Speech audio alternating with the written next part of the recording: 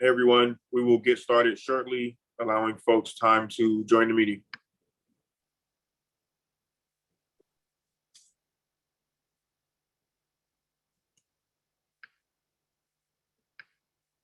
Adam, can you let me know on the technical side once we're good to go? Yep. Let's give it a couple minutes, maybe start at 6:34. Give folks, or 6:35, give folks a chance to filter into the meeting.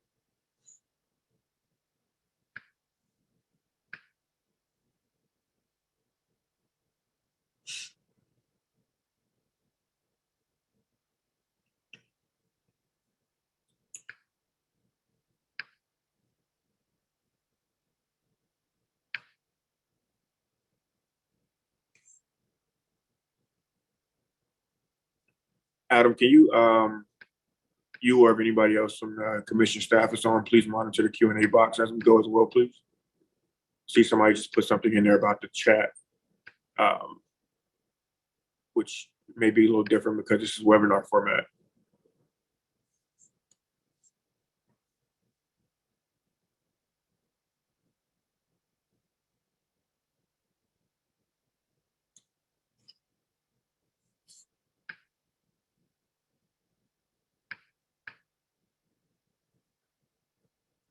Somebody give me a verbal confirmation if you can hear me.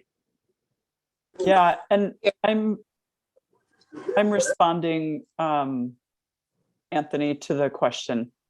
Okay, got it. Somebody said they can't hear, so just wanted to make sure that you all can hear. And it is 6:35. So good evening, everyone, and thank you all for joining us. I'm Anthony Driver, President of the Community Commission for Public Safety and Accountability, and I am calling the Community Commission's November meeting to order at 6:35 p.m. This meeting is taking place remotely. The city of Chicago is subject to the governor's disaster proclamation because of the COVID-19 pandemic. Under the Illinois Open Meetings Act, I have determined that holding this meeting in person is not practical nor prudent. Since we are having the meeting remotely, the meeting is open to the public via Zoom, and it is also being live streamed. With that, we'll begin by calling the roll to establish a quorum. Commissioner Brown. Present. Commissioner Driver is present. Commissioner Gomez. Present. Commissioner Loizen. Present. Commissioner Nellis. Present. Commissioner Terry. Present. Commissioner Troncoso. Present. All 7 members of the Community Commission for Public Safety and Accountability are present. We have a quorum and we are able to conduct the commission's business. We will now start with public comment. The first major item of business at every commission meeting is public comment. Anyone who wants to talk about something related to the commission's work on public safety and accountability is invited to submit public comment. You can speak during the public comment portion of the meeting or submit something in writing. If you want to submit a written comment, you can email it to communitycommissionpubliccomment@cityofchicago.org. Again, that is communitycommissionpubliccomment@cityofchicago.org. People interested in speaking during the public comment period were asked to submit their names by last Friday. 17 people wrote in to express an interest in speaking. Speakers will speak in order in which they have signed up. When it is your turn to speak, I'll call your name. Please say your name, then spell your name, and then offer your comments. We want to give everyone who signed up an opportunity to speak, so each speaker will have 2 minutes. Our first speaker is Mr. Daniel Wolk, and please forgive me if I did not pronounce your last name correctly. The 2 minutes starts now. Mr. Wolk, please begin. And my name is Daniel Wolk. You did pronounce it correctly, Daniel Wolk. And I'm a candidate for a member of District 24 Police Council. I know that in my district, people are aghast at a series of assassination-style murders and shootings that have been billed as gang-related. This reinforces my conviction that we keep a watchful eye on those for whom there is a serious probability that they are gangbangers, on a short fuse before they blast off into violence. But the proposed criminal enterprise information system before us tonight is an awkward attempt to monitor gang behavior, geeky to the edge of parody to identify the patently ungeeky. It wrongly assumes that a gang includes the presence of an identified or established hierarchy. It falsely pretends that a person is either a member or is not, and typically stays a member for at least 5 years. It employs a convoluted checklist approach to figure out who belongs and who does not. It overlooks that individuals, especially youth, have all kinds of relations and associations with gangs, often tenuous and inconsistent. And not least, the compilation and maintenance of the PRO system, the cost of it will be exorbitant. A much more effective and frugal approach to keeping track of individual involvement in gang activity is in plain sight. The Chicago Police Department's fledgling neighborhood policing initiative. CPD needs to take this program more seriously.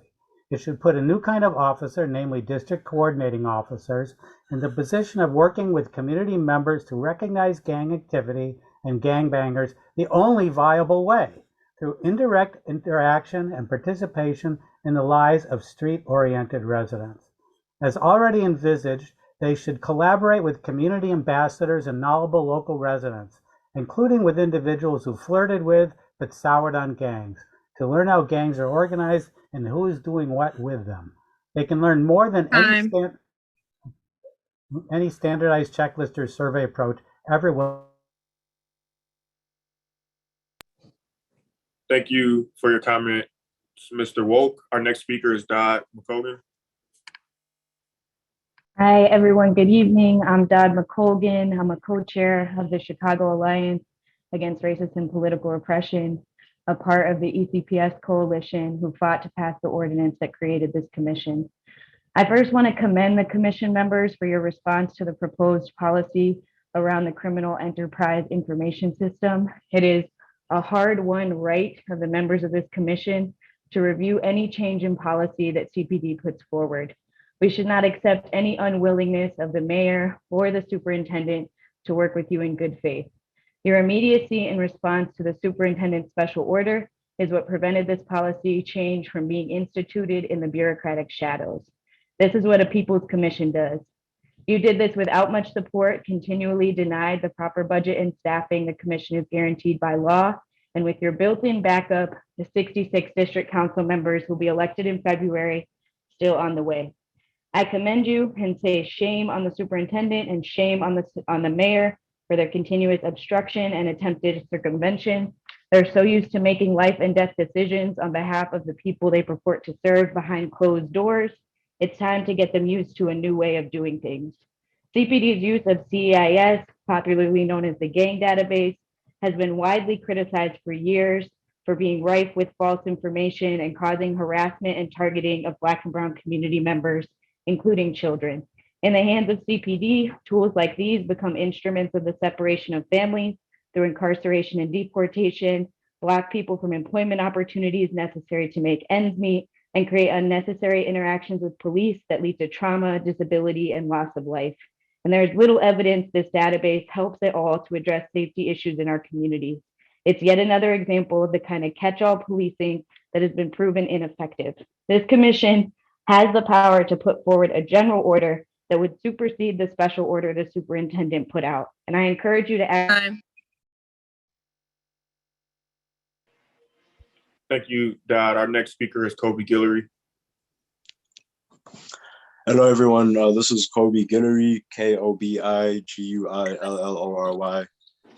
I'm also a co-chair of the Chicago Alliance Against Racist and Political Repression. And I'm here to speak out against the gang database because, as my co-chair mentioned, that is a tool of racist and political repression. It's a tool that's used as a weapon against Black and Brown communities. There are children on the gang database. There are people who are well into their 90s and their 80s and 90s who are put on the gang database. And it's supported by people who have stood in the way of police being held accountable for years. And to those people, I just want to remind them that ECPS is not just something that came out of the ether one day. It was actually fought for by the movement that has been fighting to stop police crimes for decades. And the ECPS exists because the people who have been part of all of these movements are stronger than the politicians who protect the status quo. We keep making history, and we are going to continue to make history with these district council elections. We've already made history with ECPS, and we are going to remove tools of racist violence like the gang database. These kinds of undemocratic decisions, like what the superintendent did, are exactly the kinds of decisions that the movement behind ECPS is trying to prevent. Because at the end of the day, the people deserve the right to decide who polices their communities and how those communities are policed. So thank you for your time, Commission. And I urge you to keep fighting for the people and to oppose the use of this gang database. Thank you. Thank you, Kobe. Our next speaker is Carla Armour. Yes.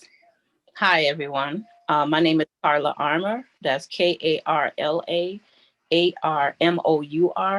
And I am a member of the Innocent Demand Justice Committee. I am not in support of this database. First of all, the term gang is a subjective and generational term.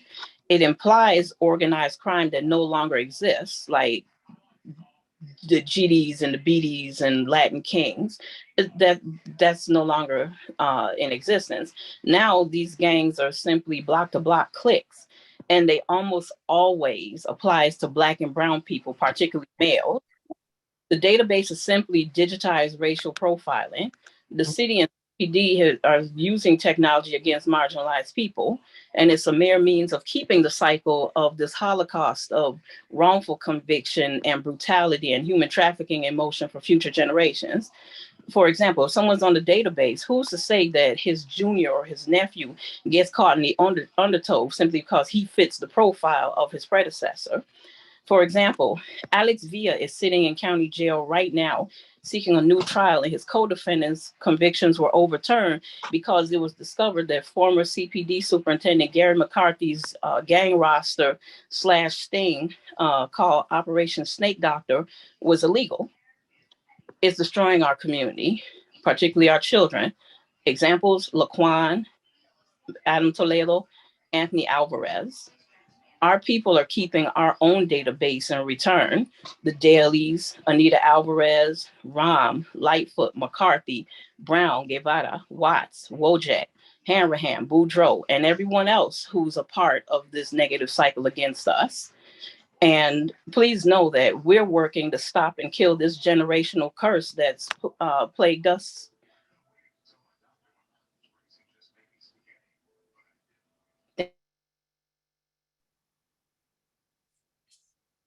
Thank you, Carla. Our next speaker is Carissa Parker. Hi, Commissioner. That's Carissa Parker. Thank you so much Sorry for having about that. That's okay. I'm candidate for the 22nd Police District, and my comments today are regarding supports for district councils after the election. Those who are elected will be tasked with collaborating with police districts and residents to build stronger relationships, develop community policing initiatives, and getting input on public safety policies. So what I'd like the commission, I'm sure you've already been working on this, but to continue to ponder what type of orientation into this new role will police district councils receive? Who is responsible for ensuring that council members have the capacity to do this work? Will there be trainings on restorative justice? Will there be formal introductions made with council members and district commanders? Will there be guidance or suggestions on what agendas should look like, how to hold a meeting, how to engage residents? Many of the pioneers of these councils have never held an office before and maybe never even held a public meeting. And if you want these district councils to be successful, it is imperative that the city of Chicago and the Public Safety Commission pour resources into the people who so bravely decided to be a part of this historic election and inaugural class of council members. Thank you for your time. Thank you. Our next speaker is Marty Levine. Good evening. My name is Martin Levine, Martin Levine. I'm a resident of Edgewater, the 24th Police District, and I'm speaking tonight on behalf of Jewish Voice for Peace Chicago and the Chicago Alliance Against Racist and Political Repression. I'm here to share my view that there ought not to be a new database trying to separate one segment of the community for another for spurious reasons. A secret list maintained and overseen by the very people who benefit from its misuse is an evil that the people of Chicago should not have to bear. The new policy as proposed is just a clever repackaging of the policy that was discredited. It will just continue to harm that befell too many people who had the misfortune of being placed on the old gang database, people who were subjected to enhanced surveillance, harsher sentencing, sanctions, probation, prison, and parole, people who were deported or denied citizenship, rejected for jobs, denied professional license, and people who never received, even when that gang database was discredited, reparations for the harm done, or an apology from the Chicago Police Department. Even with all the pages of whereases and wherefores that the police department packaged a new policy with, it's an ineffective tool that will not stem violence or ease the pain on communities that are affected by regressive policing. It's a system we know from past experience that will be misused, that it allows bias and bigotry to be empowered, and it harms those it is supposed to be protecting. The continuation of racist policies that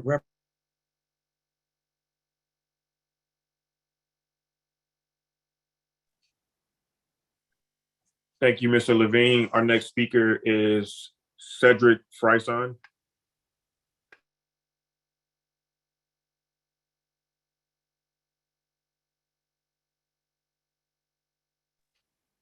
Can you want to see if he's on the meeting before I move on? I see no Cedric. Okay. Our next speaker is Karen Calhoun.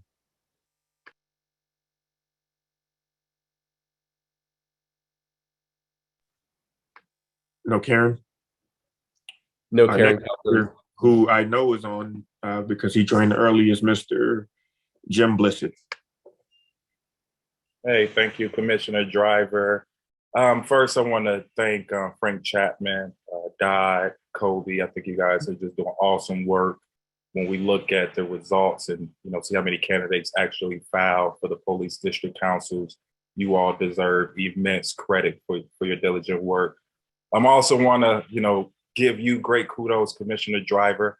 I know you're sitting in a seat of historic value, and you mean a lot to many of us looking at your path and the walk you've walked on your way to where you are. We continue to urge you to stand strong. And I think a true testament to your work can be found in the work you will continue to do standing against the so-called gang database. I think we've seen how our communities have been demonized through such lists over the course of hundreds of years. There's no reason to continue to trust our enemies to identify us and to categorize us. So I want you all to stand strong in your fight and your resistance as we stand against these old tactics.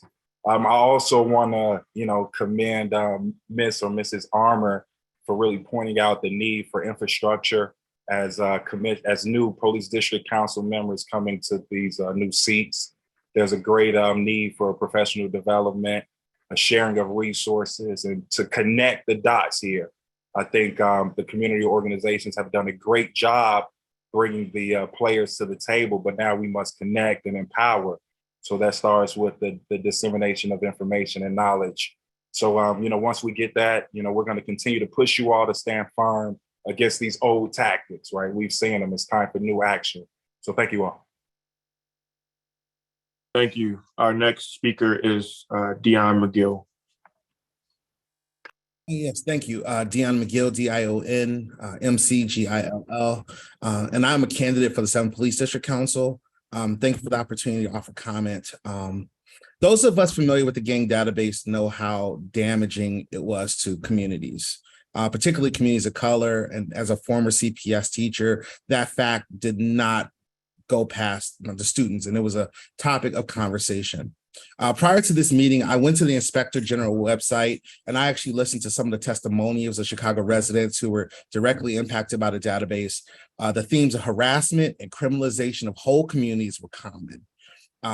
The only thing I can think worse than potentially the database is CPD's attempt to circumvent the Community Commission and community discussion and comment on this new proposed CEIS policy. This flies in the face of the spirit of the ECPS ordinance, the people who work to make that happen, the commission, and the upcoming district councils. There can be no trust if all parties at the table are not acting in good faith. And these mechanisms are not there for CPD to subvert as they see fit, as we all know, but I want them to know that as well. Those days are over. I urge the commission to take proactive action in opposing this new policy. I thank you for the work you've done, and continue to stand up against the attempts of CPD to circumvent and ignore the powers of the commission. And as I said, thank you for the work you've done, and there are a lot of us standing with you in the work ahead. Thank you. Our next speaker is Linda Brito.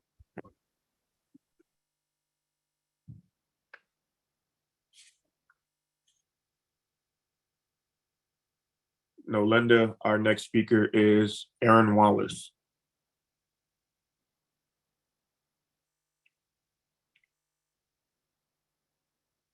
If Aaron is not on, our next speaker is Frank Chapman.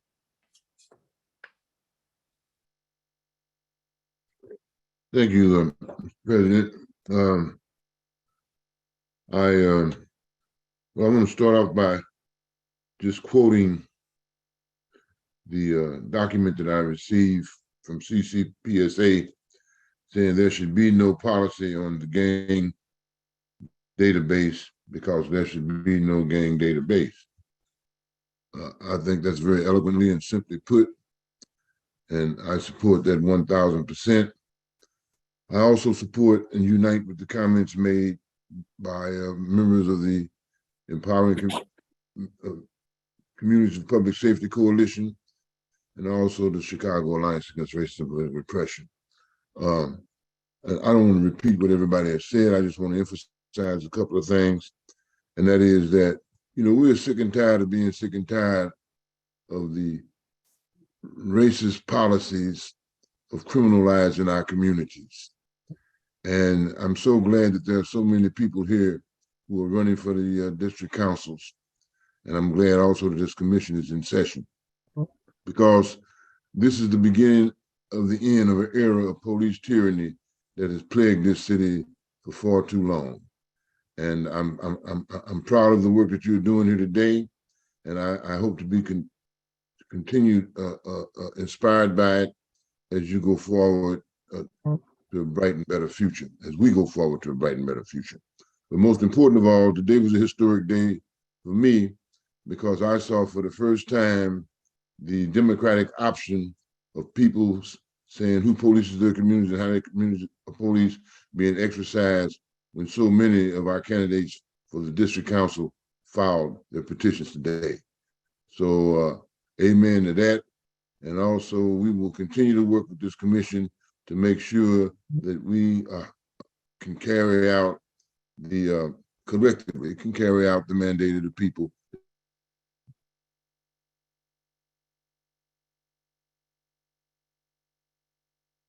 Thank you, Mr. Chapman. Our next speaker is Cynthia McFadden.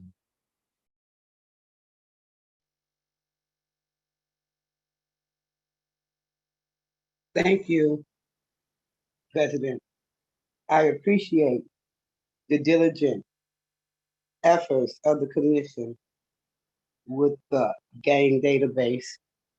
I'm not, as Frank stated earlier, oh, I'm sorry, I'm Cynthia McFadden, District 24, CYNTHIA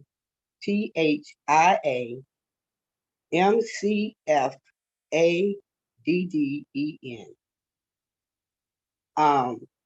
I appreciate the efforts. I have been keeping my eye on what's going on. I look forward to this historic moment that we're living.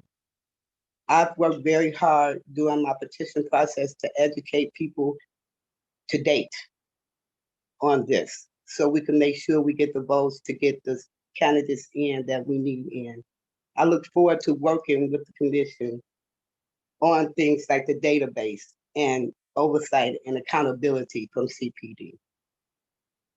I have been attacked already from the opponents. They say I'm a cop hater and I have a grudge, but I have experience and I've stepped in front of them and spent it. So I just want you all to know that I look forward to seeing this happen.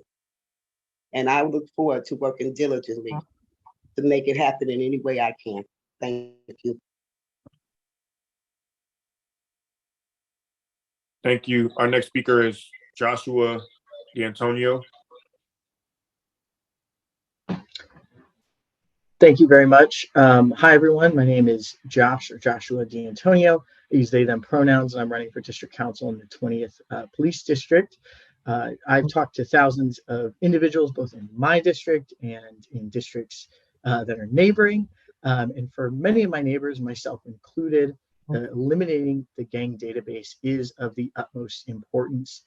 The gang database is inappropriate and frankly gross, how much of a wide net it casts. It's incredibly harmful, not just for the individuals that are on the gang database that are directly impacted on this because of the false information, because of the racism, and because of the violence that it brings directly down on them. But it is also harmful for all of us in the city. It's a waste of taxpayer funds, and it really truly is another way the police department siphons money away from the types of services that actually make us safer, including schools, libraries, health centers, things like that. The database makes our communities more dangerous as a result. And I just want to say that I do applaud the commission for looking into this. I applaud you all for taking these comments, for everyone who spoke out against this illegal gang database. And I'm looking forward to continue fighting with you all to make sure the Chicago Police Department, we hold them to task and they eliminate this harmful database for ourselves and for our neighbors. Thank you.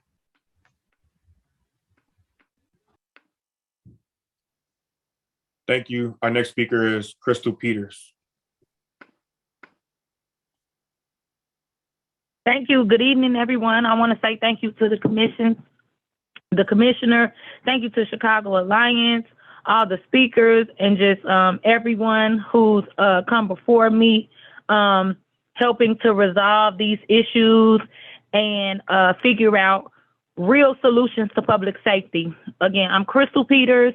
I am running for Police District Council in the 7th District. And what can I say that has not been said, right? The database is simply, it's ineffective, it's offensive, it's racist, and it does more harm than good, right? The database hasn't been in place for decades, and yet the violence in our communities persists. And a lot of the violence isn't against us on our own, it's violence with the police against us as well, right? City leadership, including the Mayor Lightfoot, have insisted that the gangs are a major cause of violence. However, in 2021, the TRACE system analyzed incident data for nearly 34,000 shootings over a decade and found that CPD detectives labeled fewer than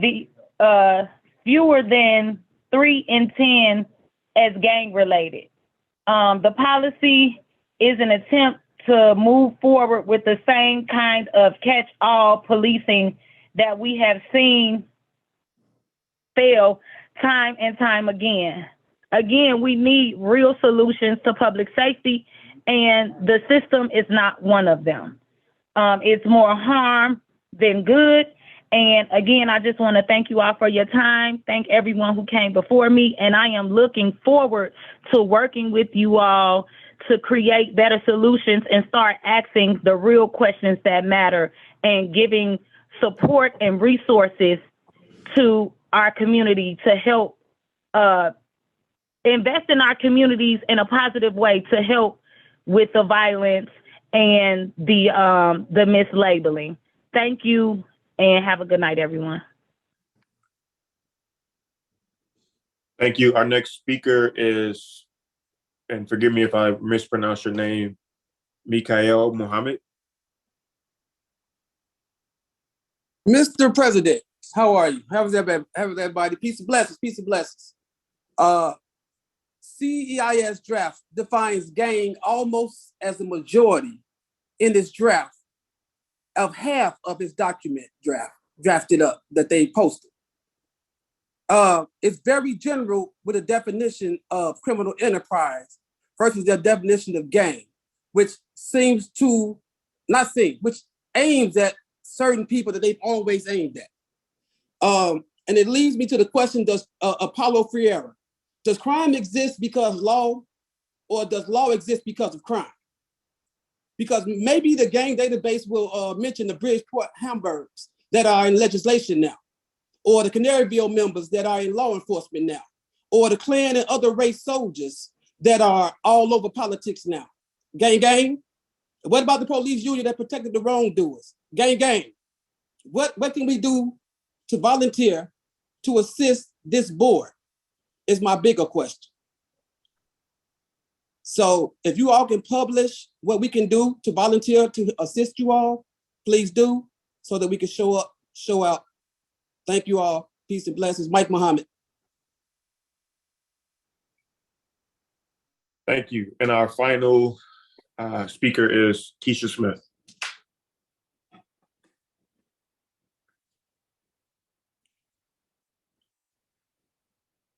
Is Keisha Smith on the call? Everyone who has signed up for public comment has spoken, and we've reached the end of the public comment period. Thank you again to all of our speakers. We value your input. The next order of business is committee reports. First, we'll hear from the COPA. Someone who's on the phone, if you can please mute, or Adam, if you can mute attendees, please. The next order of business is committee reports. First, we'll hear from the COPA committee. Commissioner Brown. Thank you. I'm Beth Brown, and with Commissioner Yvette Loizan, I'm on the COPA committee.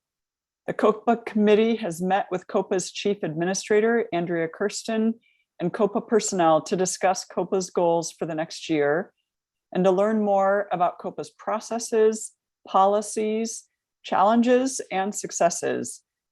The committee will be meeting with COPA leadership on a bi-weekly basis to ensure that the commission is meeting its oversight obligations and to ensure that benchmarks and deadlines set in the CCPSA ordinance are met.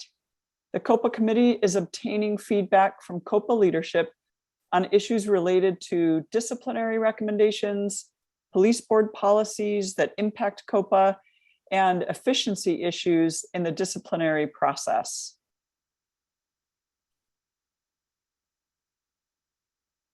Thank you, Commissioner Brown. Next, we'll hear from the Police Board Committee. Commissioner Loizan. Hi, good evening, everybody. My name is Yvette Loizan, and together with Commissioner Isaac Troncoso, we formed the committee that is the Police Board Committee. So we've been very busy. In the past, members of the Police Board have been chosen by the mayor, but the law that created the commission gave the commission responsibility for nominating candidates to serve on the police board. So now the commission will nominate the candidates, the mayor will choose the police board members from the commission's list, and then the city council will vote whether to confirm them. At our first meeting, we announced that the commission had come up with a new way to fill police board vacancies that is aligned with the commission's mission. And because of that, we created an open selection process to fill the vacancies. Anyone who met the eligibility criteria to be on the police board could apply, and we conducted a very thorough outreach process. The application deadline was November 20th. 10 applications were submitted to the commission for the 3 open positions on the police board. The police board committee has reviewed all of the applications and will be interviewing candidates within the next 2 weeks. After these first round interviews, the most qualified applicants will be invited to a second round of interviews with the full commission, and then we will make our recommendations to the mayor. In addition to that process, the police board committee has also met with members of the police board and their executive director to discuss concerns that were specifically addressed by the police board president regarding the current police board policy that requires 1 police board member to decide whether a case will proceed to a full hearing when the superintendent and COPA disagree about the appropriate discipline for a police officer. This is a very serious issue, and the commission is working with the police board and COPA to explore ideas and solutions related to this issue, and we will also be seeking input from CPD. Thank you, Commissioner Loizan. Next, we'll hear from the Non-Citizen Advisory Council Committee, Commissioner Gomez. Good evening, everyone. My name is Osvaldo Gomez, and I am a commissioner that represents the West Side alongside Commissioner Malteri and Commissioner Cliff Nellis. Along with Commissioner Brown, who represents the North Side, we make up the Non-Citizen Advisory Council Committee. Now, this committee is broadly tasked with implementing a non-citizen advisory council, which should aid the commission in its work of incorporating the concerns and needs of those community members that are part of our city who are impacted by policing due to their citizenship status or their status diversity. At our second meeting in October, we notified the community that we would be holding an open application process to identify members of our non-citizen advisory council. The non-citizen advisory council can be made up of 2 kinds of individuals. Individuals who have a non-citizen status in the United States, or individuals who work to represent and advocate for non-citizens here in the United States. We opened applications and extended them until November 20th, when applications closed. We received a number of applications, all that come from really encouraging and really great candidates. We, like the police board, are currently in the process of evaluating those applications, and we'll be reaching out to potential candidates who will make up the Non-Citizen Advisory Council. Now, you might be wondering, what exactly will the Non-Citizen Advisory Council do, and how will it impact the work of the commission? This council is meant to help be the ears of the commission within the community. It will help us interact with community members in ways that are more fitting, and ways that are more accessible, and in ways that better help represent this commission throughout Chicago. But aside from that, this council will also help us in our work to understand how policy can impact people that don't have citizenship status here in the United States. We hope that this council will work alongside us, the department, COPA, and the police board to evaluate how policies can be improved to reduce the impact that policing has on our non-citizen population. We are excited to continue to review the applications, and we would like everyone to know that we've actually decided to expand the application process and change it to a rolling basis. This means that anyone who would like to be part of the Non-Citizen Advisory Council can simply apply by visiting the Commission's website and submit an application as instructed there. We hope that the process for selecting the Non-Citizen Advisory Council will continue and will eventually yield to our very first meeting of the Non-Citizen Advisory Council in January. We will continue to update the community on this. We will continue to make resources for this commission and for this committee available through our website. Thank you, commissioners, and back to you, President Driver.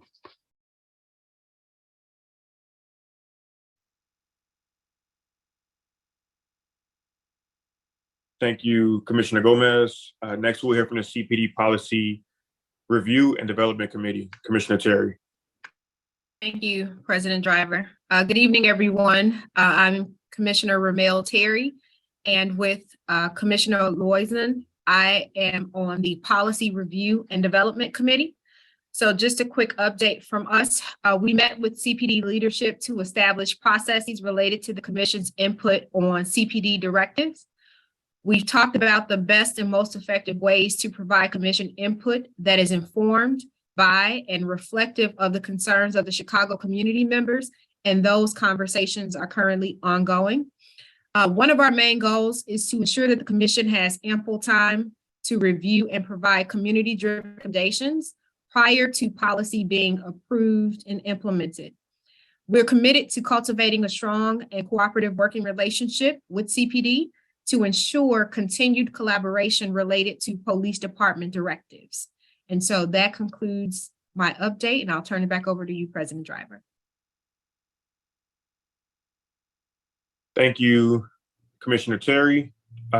Next, we have the CPD Goal Setting and Performance Assessment Committee, Commissioner Nellis.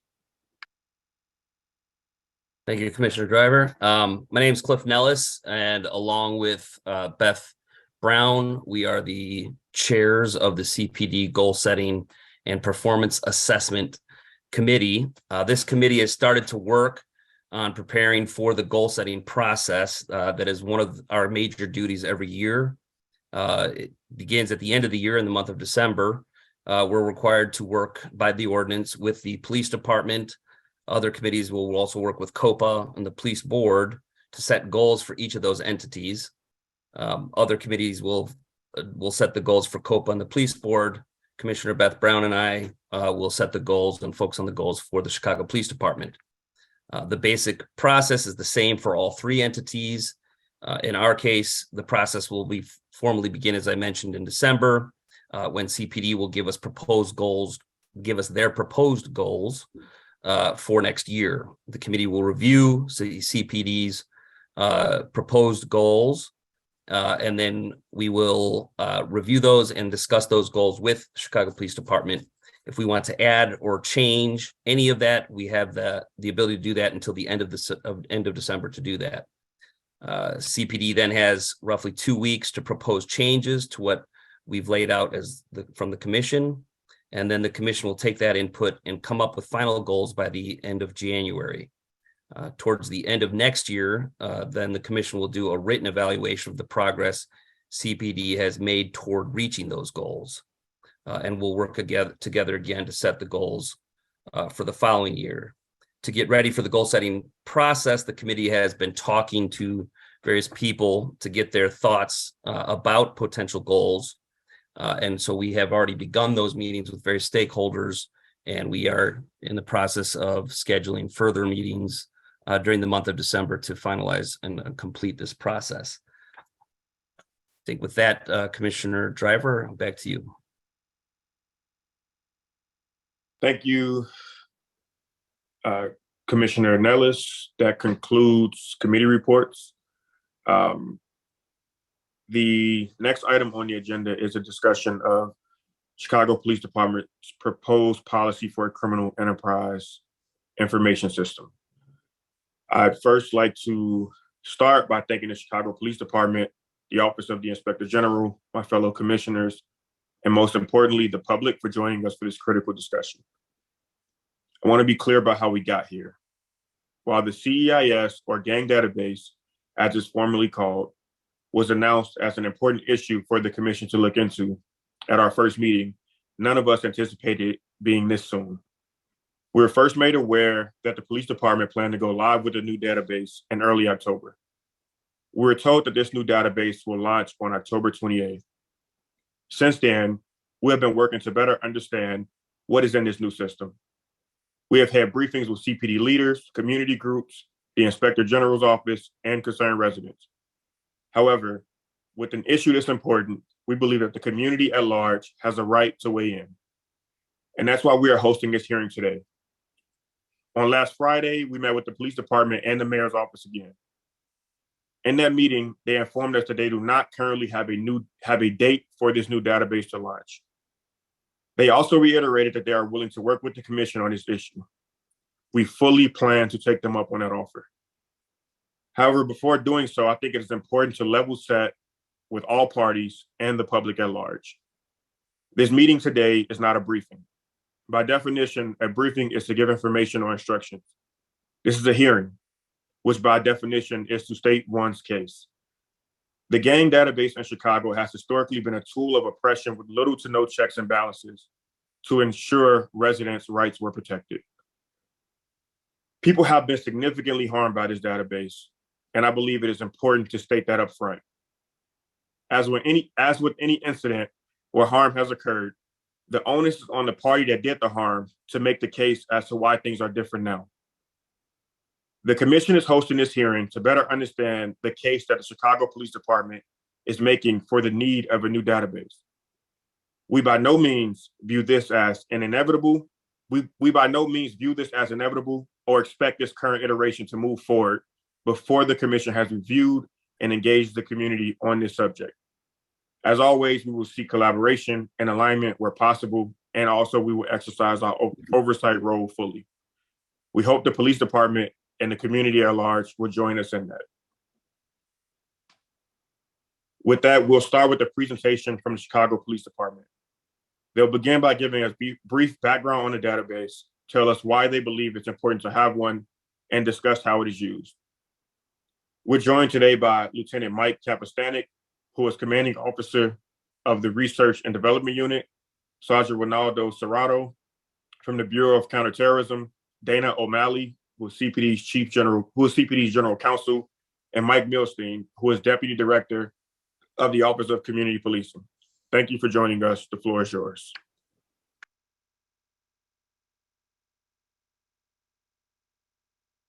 Sergeant Serrano, do you want to start?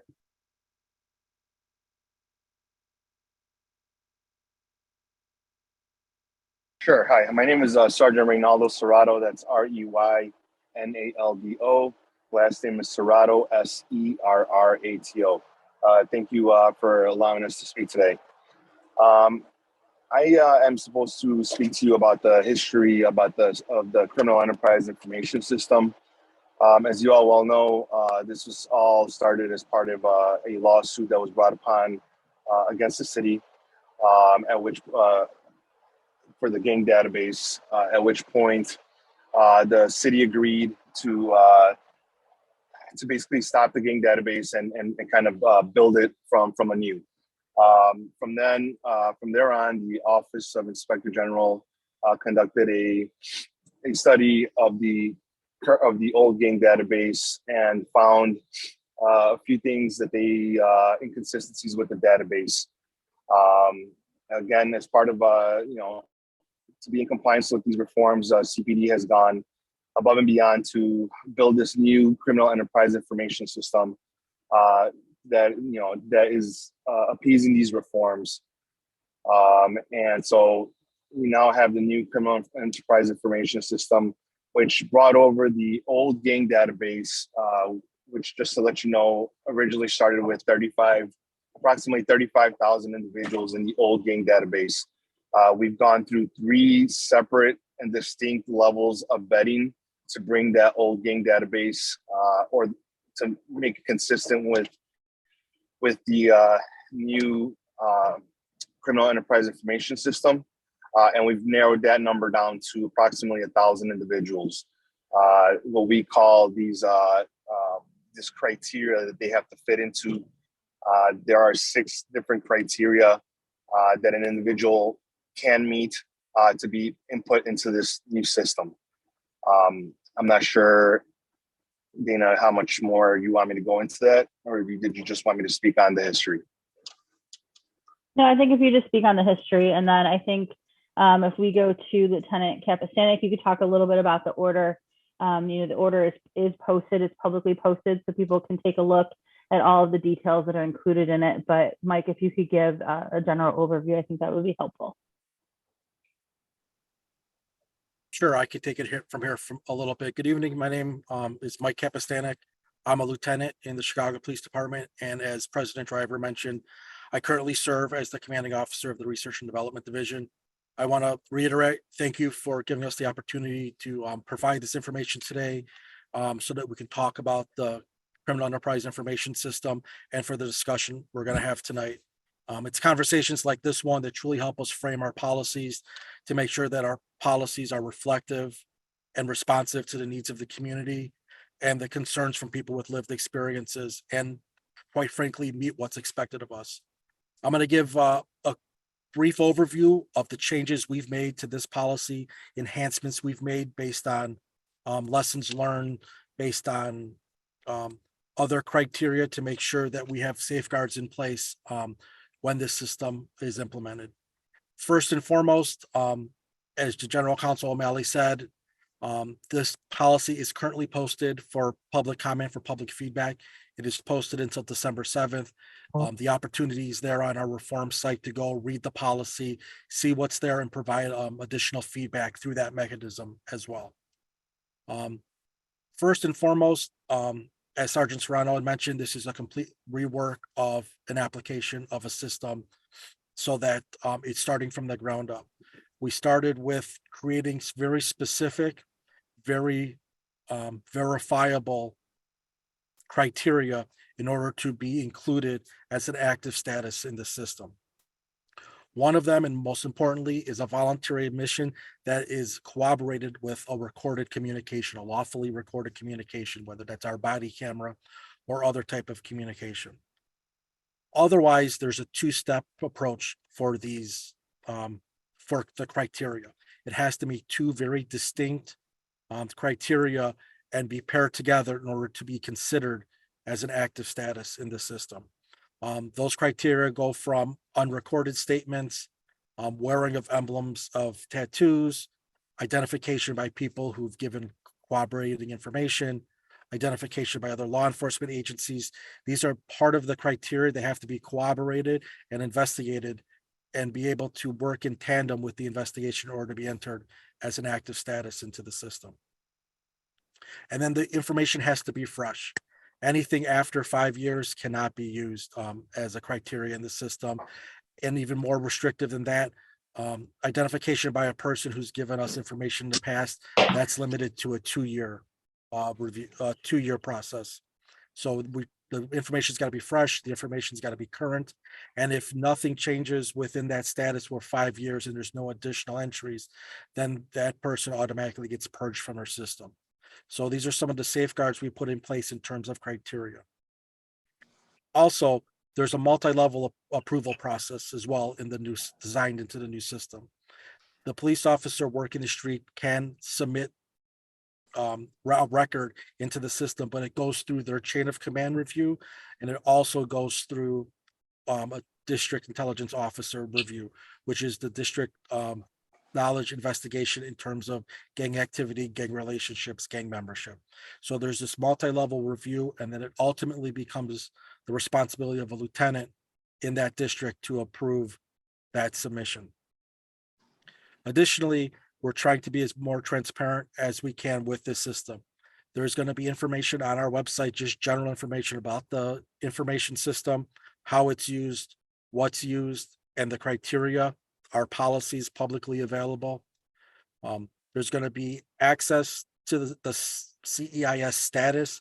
So if someone wants to determine whether or not they have an active status in the CEIS, there's going to be a process for that. They will get a response from CPD, whether they're an active status in the system, and if they are, what criteria were used, and how to get that information from CPD. And then they're going to have the opportunity to appeal. And that appeal is going to have a 2-step process. They're going to be able to appeal to the Chicago Police Department, and a whole separate additional unit looks at that entry to make sure it's separate and distinct from the unit that entered it into the system, so that there's a fresh set of eyes, fresh set of investigation into that criteria. And if that appeal is denied, the applicant has the ability to go to the police board and apply through the police board procedures in order to appeal that active status in the system. We're going to routinely audit that data, make sure it's meeting the criteria, make sure it's meeting the policy, make sure that we're upholding the standards that we're developing in the policy. And more importantly, all our officers are going to be trained on the system. Not only all of our officers on the system itself, but those who have specific roles in the system will be trained on those roles and how to use the system, how to access the system, and what that system is being used for. And then there are limitations in a policy on what CPD can actually use that data for. And we're not going to use it or provide it for any third-party information when in terms of immigration, employment, education, licensing. This is a Chicago Police Department record. It's not going to be used in those circumstances, and those restrictions are specifically outlined in the policy. So that's just a really brief rundown of the changes we've made to this policy to try to answer the concerns, answer the questions that have come up in the past. Thanks. If I could just add a couple more things, President Driver. So I think it's also important to note that the information that previously was collected by the Chicago Police Department will be walled off, will no longer be able to be accessed. If you're pulling up an older record, the very few limited people who will have access to this, if you pull it up, there'll be a flag that says that this is not valid information, this is old information. We do have to maintain it for litigation purposes. If we're ever sued, we do need to be able to have that information to produce for purposes of litigation, so we can't just delete it out of the system. I think it's also important to note that the people who will have access to the information in the database is also limited. It's investigators, it's detectives, which I think speaks to an issue, President Driver, that you asked us to specifically address, which is why do we need to collect this information? I think it's important to note that we do need to collect this information. We have a lot of crime in the city that is related to rival gangs. We have a lot of crime in the city that we need to be able to investigate. We need to be able to anticipate, is there going to be retaliation?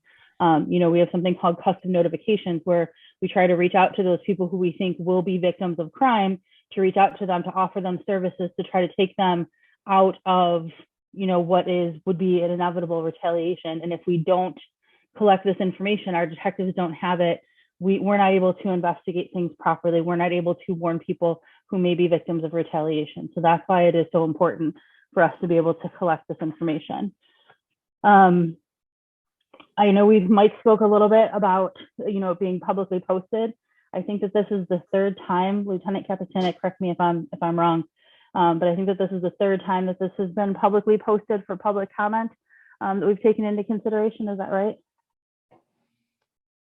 That's correct. We've posted it in April of 2019 when the process was just beginning. We posted it again for public comment last fall, and we've posted it again for public comment until December 7th this year. Thank you. We've also received feedback from the Inspector General that we have taken into consideration. We've tried to give them additional information as to the status. It's taking honestly longer than we had originally anticipated, but it's important to us that we get this right. It's important to us that we have the community's feedback on the system. So that's why everything seems to be taking, even longer than we had originally anticipated.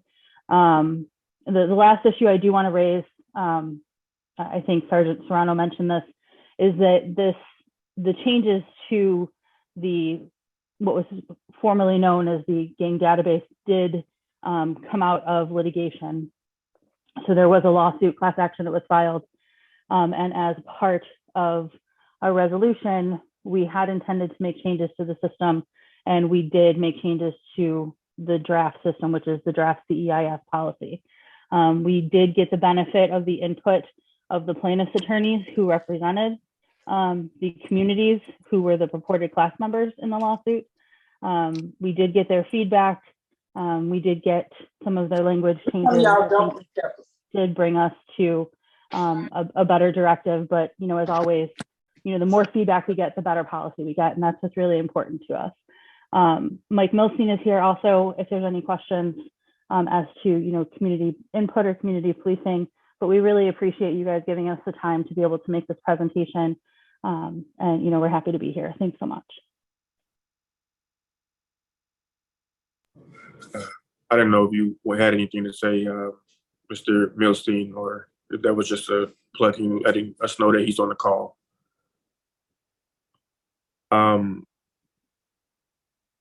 Before I turn it over to the Office of Inspector General to give their presentation, and before we get into a Q&A, I would like to say to the folks who are here representing the police department, and this is not directed at you necessarily, but more so at a larger systemic issue. I have very deep concerns about this issue is being dealt with the severity that it deserves.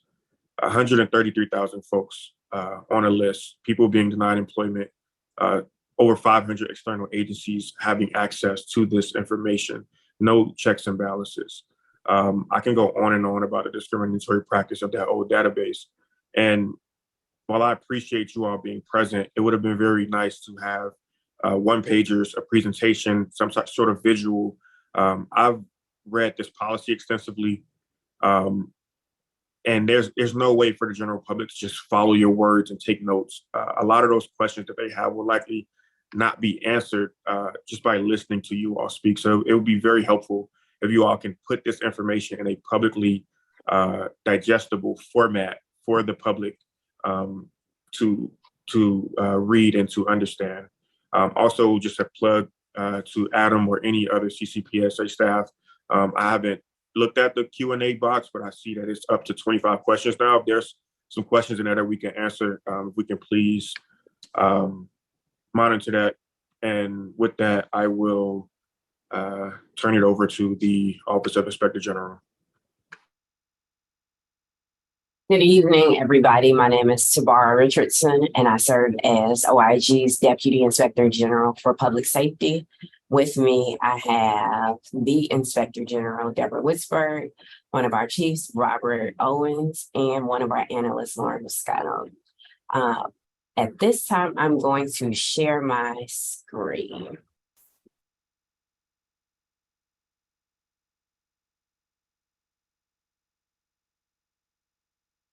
In April 2019, the Office of Inspector General, or the OIG, released a report where OIG found that CPD's gang database was an extensive but deeply flawed collection of gang data with poor quality controls and inadequate protections for procedural rights. Specifically, OIG found that CPD designated both individuals and geographic areas as gang involved and recorded this information in at least 18 separate forms, records, and systems of records. CPD did not regularly review or purge outdated or faulty designations and had no internal mechanism to amend inaccurate gang information. CPD shared gang information with more than 500 external agencies, but had no agreements governing access to and use of the data. OIG also found CPD could not ensure that all gang-related collection tools served a legitimate law enforcement purpose, and that CPD's practices and lack of transparency regarding gang designations strained police-community relations. Moreover, OIG found that 95% of those designated as gang members via gang arrest cards were people of color. Black or African American and Latino males accounted for approximately 92% of all designated individuals. Individuals as young as 9 years old and as old as 75 years old were designated as gang members. Employment data captured on gang arrest cards included listed occupations such as scumbag, bum, criminal, dork, loser, and turd. Alleged gang members' records were retained indefinitely, and there were significant negative consequences for those designated as alleged gang members in the areas of criminal justice, immigration, and employment.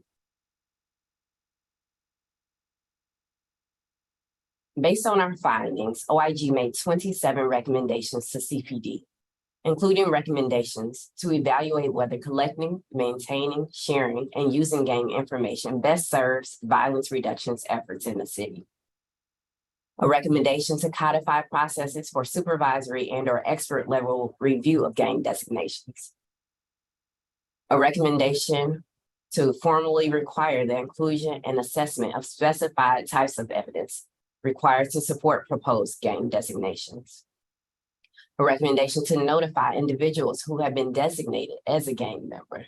A a recommendation to establish a process by which individuals can contest or appeal their gang designation, a recommendation to regularly review gang designations to evaluate ongoing accuracy, a recommendation to develop and implement a means to purge inaccurate or outdated gang designations, a recommendation to establish formal written agreements with external agencies and regularly audit external agency access and use based on clearly defined metrics, a recommendation to provide regular public records on CPD's collection, storage, use, and sharing of gang-related data, and a recommendation to consider implementing additional protections and restrictions for sharing gang-related data with external agencies, including but not limited to immigration enforcement agencies.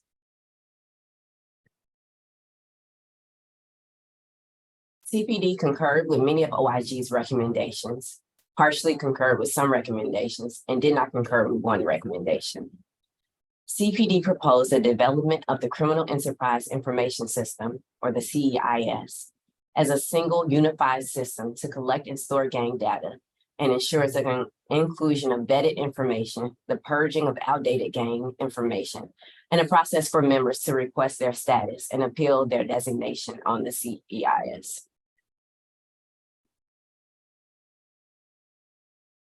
In March of 2021, the OIG released a follow-up report where OIG provided an update on the status of CPD's collection and maintenance of gang data and CPD's progress on its commitments made in response to OIG's April 2019 recommendation. Specifically, OIG found that CPD had made minimal progress toward an operational CEIS. CPD had not clearly and specifically articulated the strategic value of its proposed system for collecting gang affiliation information. And CPD has taken some measures to adopt community feedback on its gang data collection, but by leaving an outdated version of the CEIS directive on its website for approximately 8 months and failing to publish a revised version, CPD may have misled the public with respect to key policy concerns.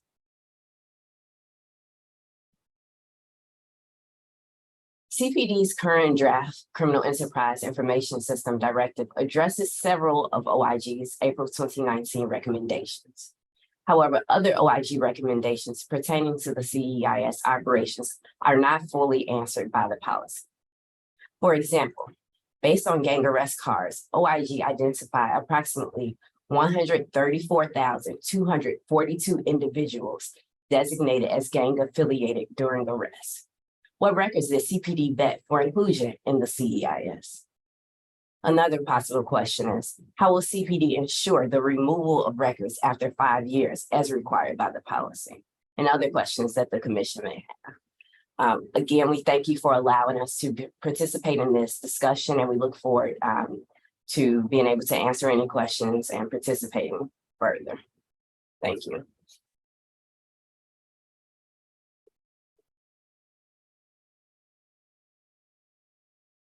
Thank you for that. Sorry, I'm off camera. Thank you for that that presentation. We also, there's a portion on the agenda for the department to respond to anything if you'd like to, or we can go straight into the Q&A section. I don't know who's running point for the department who would like to answer that question. Sure, I can. Thank you so much, President Driver. I think that we have worked with the Inspector General's office. There's a couple of follow-up questions or sets of questions that we've answered. We've made people available to try to answer any more questions that they have. We're happy to do it again if that would be even more helpful. I know that there's a new public safety Inspector General. We're more than happy to have you sit down with people from counterterrorism to answer any additional questions. I think their criticism of the old system is fair. I think that we've moved towards this new directive, which is the new CEIS proposal that we have. And I think it addresses a lot of the issues that the Inspector General found in 2019 of our policy at that time. It's now 2022. We've moved forward. We made a lot of changes in the new CEIS system. We're looking forward to additional comment that we can incorporate to make the directive even better. Thank you. Thank you. And before we get into our questions, our Vice President Oswaldo made me aware of something in the chat. Oswaldo, would you like to come on and briefly address the message you sent me? Yeah, of course. So, Ms. O'Malley, I heard from you that the changes that led to the new CIS policy were created to ensure that some of the concerns raised during the settled litigation were addressed. Is that correct? Yes, that's correct. Okay.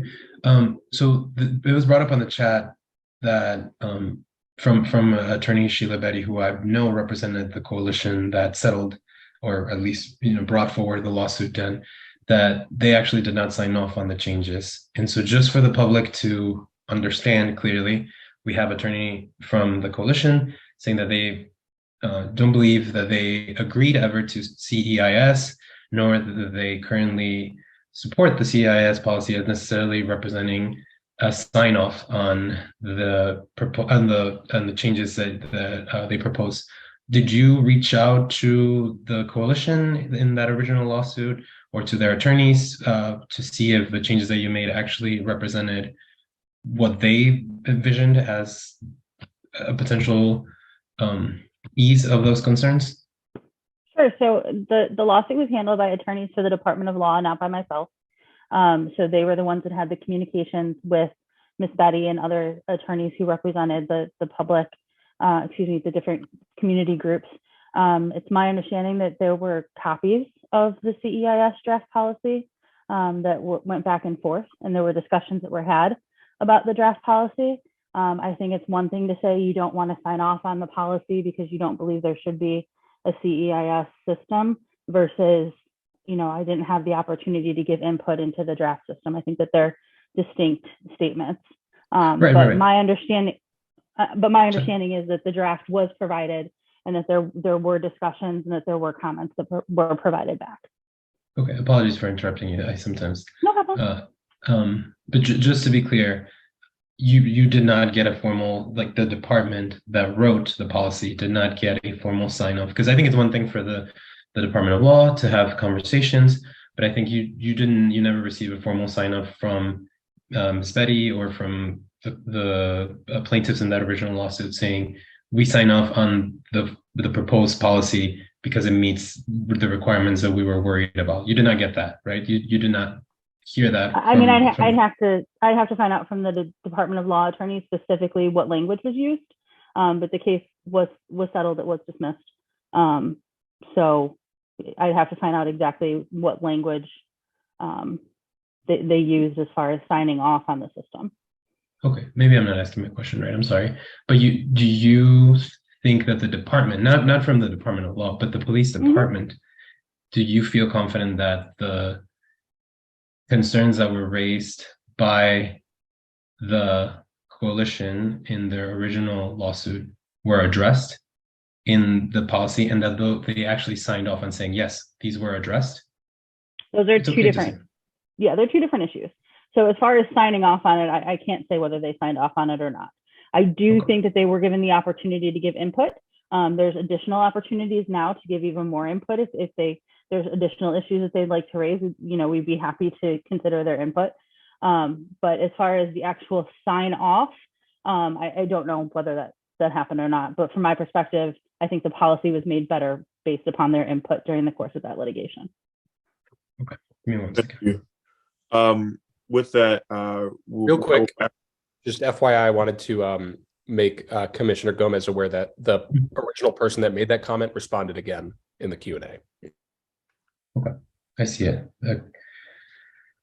According to them, a copy was not provided. I think just in general. I'll read it and then we're going to move forward. So that comment says we were never provided a copy of the most recent policy, and when we dismissed the complaint, we filed a notice making clear that we did not endorse the CEIS. So definitely want that reflected in the public record. And with that, we'll pass it to Commissioner Loisden, who will begin our line of questions. Hi, good evening once again. So before we get further into the questions that we have in our chat and questions that many of the commissioners have, I think it's really important that we ensure that we are all on the same page as to what the history and progression of the CEIS special order has been. So I'm not sure who from CPD wants to answer these questions. I'm just going to throw them out there, and then, you know, whoever feels best fit to answer that would be great. But it's my understanding that the first draft of the CEIS policy that we are currently looking at, that began in 2018. Is that correct? Lieutenant Capestanek, I think the answer is correct, Yvette. Okay. But, Mike, can you just confirm that? Yeah, that's correct. We started the process in 2018 to revise the policy and start drafting our policy surrounding the new CEIS system. Okay. And so, Lieutenant, in 2018, can you explain what the impetus was from CPD's perspective for redrafting the policy and starting the process that we're currently in?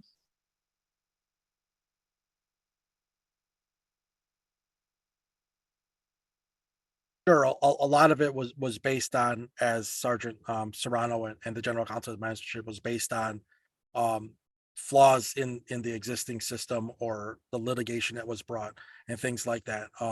We wanted to make sure that if we were continuing to use this type of data, that it was validated, that it was correct, and it's being used for a proper law enforcement purpose.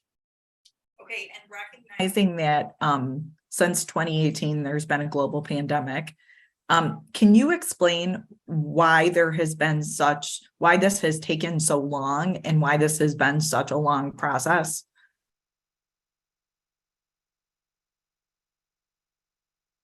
Yeah, I could go into that a little bit. You mentioned with the global pandemic, a lot of what CPD was doing, a lot of our policies, a lot of the initiatives, there have been some barriers with that, but we were building a system from the ground up.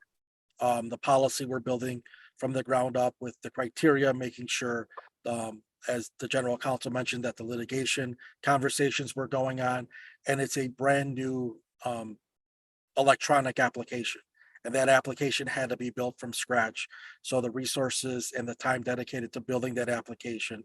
And then once that application became built, then there's some lead time in. We want to make sure we develop training. We want to make sure to develop the policy around that. We had to make sure, as Sergeant Serrano mentioned, that we were vetting names, making sure that the information was verified. So there are all these steps in the process that are leading us to here. And as General Counsel mentioned, it has taken longer than what we anticipated, but we want to get this right. I mean, with all the conversations we're having, with all those safeguards we're trying to put in place, we want to make sure that when this new system is implemented, that the safeguards are having the impact that we want, and the system is used for the law enforcement purposes that it needs, and that it's right. So we're making sure that we do our due diligence in making sure that the system accurately reflects how we want to use it. Okay. And then Yvette, if I can just add to that. Sure. So the training had to be developed for the officers who were vetting the information. So we did not want to put officers in the role of having to vet information until they were fully trained on what it was that they were supposed to do. And then once that issue was addressed, now we're talking about now going forward, we're going to have to train the entire department. So it's two separate types of training. I just want to make sure that's clear. Okay. It takes more time. Yeah, thank you. I'm glad you clarified that. So then, Dana, when the commission got word in October that the CEIS was ready to launch, was all the training completed at that point? And is all the training completed now? Yeah, so we have draft training based on the current draft of the directive. To the extent that there would be changes made to the directive, the training would have to then reflect those changes that are made. Okay, but the officers haven't been trained at this juncture, fair? No, that's correct. Okay, so I want to just go back for 1 second and get some clarification on this. Lieutenant Capestanek has talked a lot about the safeguards, and I've read the proposed special order many times, and I see what those safeguards are. But it would be extremely helpful to me, and I think to a lot of people in this meeting, if we had a clear comparison and understanding between what the gang database criteria used to look like and what it looks like now. Like, I understand what it looks like now, but I need to understand what you were doing before and what the changes currently are and how that's keeping citizens more protected should this database continue. Sure. So I think that the biggest change is that previously, to be included as a gang member, self-admission, without any proof of self-admission was something that was allowed. That's not allowed in CEIS. If somebody's going to self-admit as a gang member, it's got to be on a body-worn camera.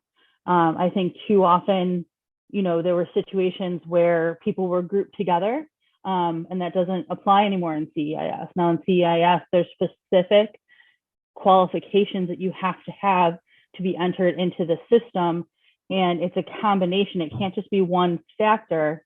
Other than somebody saying that they're a gang member on recorded body-worn camera, right?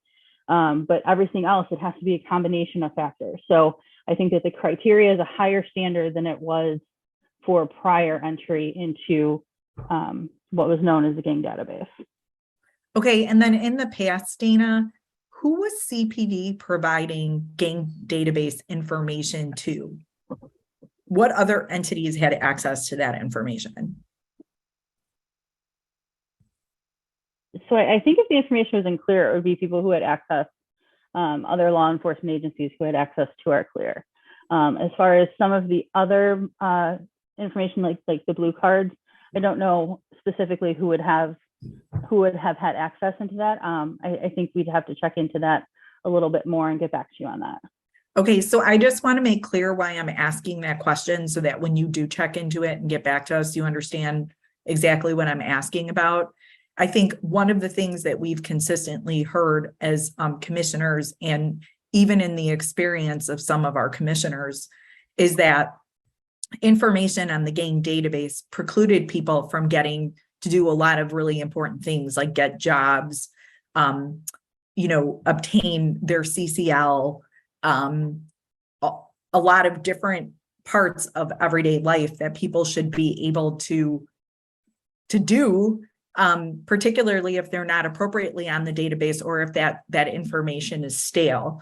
And so I think we need to make sure that if there are protections built into the current CEIS, that we have absolute assurance that the only people who are going to be seeing that information are people who should see it, as opposed to it being disseminated to people outside of law enforcement and certainly outside of CPD, that may cause people a lot of problems in their ability to function in their everyday life. That's the basis of the question. And then just a couple of follow-up things that I want to be sure of. I've asked this question before, and I know that other commissioners are very curious to hear this information as well. So I want to give you guys another opportunity to explain. In the comment section today that we've all been following, and in the public comments, it's very, very clear that community members are extremely concerned about the ramifications of this database, and they feel that the harm that it causes people does not overcome its value to the CPD. I did hear you talk about custom notifications as a point of value. I did hear you say that there are a lot of gang conflicts, but I am still wanting more information on exactly how CPD officers are going to use this database in their day-to-day jobs for either investigative purposes or other purposes that we're not thinking of as commissioners, number one. And then the second part of that question is, I understand that there is training that has been developed for like the DIOs and the command staff that are going to review the value of the information and the veracity of the information that goes into the database. Could you please make clear exactly what personnel is going to be permitted to put information into the database should that database continue to exist. Who can a regular patrol officer do that? Are they going to have access to that system in order to do that? So if you could elaborate on those two questions, that would be very helpful. Sure. So I'll start with the first, and then Lieutenant Kapistanik, if you could talk a little bit about the second question. So, you know, that custom notification is obviously, I think, a point we've raised. We have, you know, concerns about retaliation. You know, often we have a shooting and then we have a shooting 2 days later that is retaliation. If we can get to the victims of the second shooting, offer them services, give them an opportunity to make any changes that they need so that they are not the victim in the second crime. I mean, a life saved is, you know, unbelievably valuable. And that is what we want to do. We want to try to get services out there for people if we can. We want to try to help them find jobs. We want to do so many different things to try to get people into a different life if that's what they're looking for. We want to try to help with that. You know, I also think, you know, Chief Snelling talked to you a little bit on Friday about, you know, some other issues with counterterrorism as far as investigations. Detectives need it for, you know, murder investigations. You know, they're looking to try to find, you know, if somebody was murdered, their murderer should be held accountable. You know, and information about whether somebody was killed by a rival gang member is hugely important to detectives to try to solve crimes, make arrests, and hold people accountable. You know, as far as everyday officers, correct me if I'm wrong, but I don't think everyday officers are going to have access to all of this information. I think it's geared towards DIOs. It is geared towards detectives. It is limited as to who's going to have access to the information that's contained in the CEIS system. And then, sure, absolutely. A point of information. Who gets the ball rolling? Can an officer who pulls me over start the process of entering me into the gang database, the new CEIS system? Yep. So I think that's the second question, Lieutenant Kapistanik, if you could go into that. Yeah, I can take that. Yes, a street officer having that information, making that determination based on the new established criteria, can submit someone for inclusion into the CEIS, but that doesn't mean they're included as an active status in there. It still has to go through their supervisor. It gets vetted through the DIO, who has specialized training in the investigation and the activities of gangs and gang activity specific to that district, and then it ultimately gets approved by a lieutenant at that time. So just because an officer can submit that information doesn't mean it's included in the system. It goes through 2 levels of supervisory review and an internal investigative specialist at that district level to vet that information and to make sure that the criteria that that original officer used is substantial enough to include that record and meets the level of our policy. And there's a law enforcement purpose for including that person in the CEIS. Either Dana or Lieutenant Kapistanik, can you just answer one more question to me, and then I'm going to pass it on for me, and I'll pass it on to the other commissioners. Can you explain what CPD has been doing in terms of a CEIS database from 2018 until today? Is there still information being inputted? Has that been put on hold? How has that worked over the past several years that this new policy has been developed?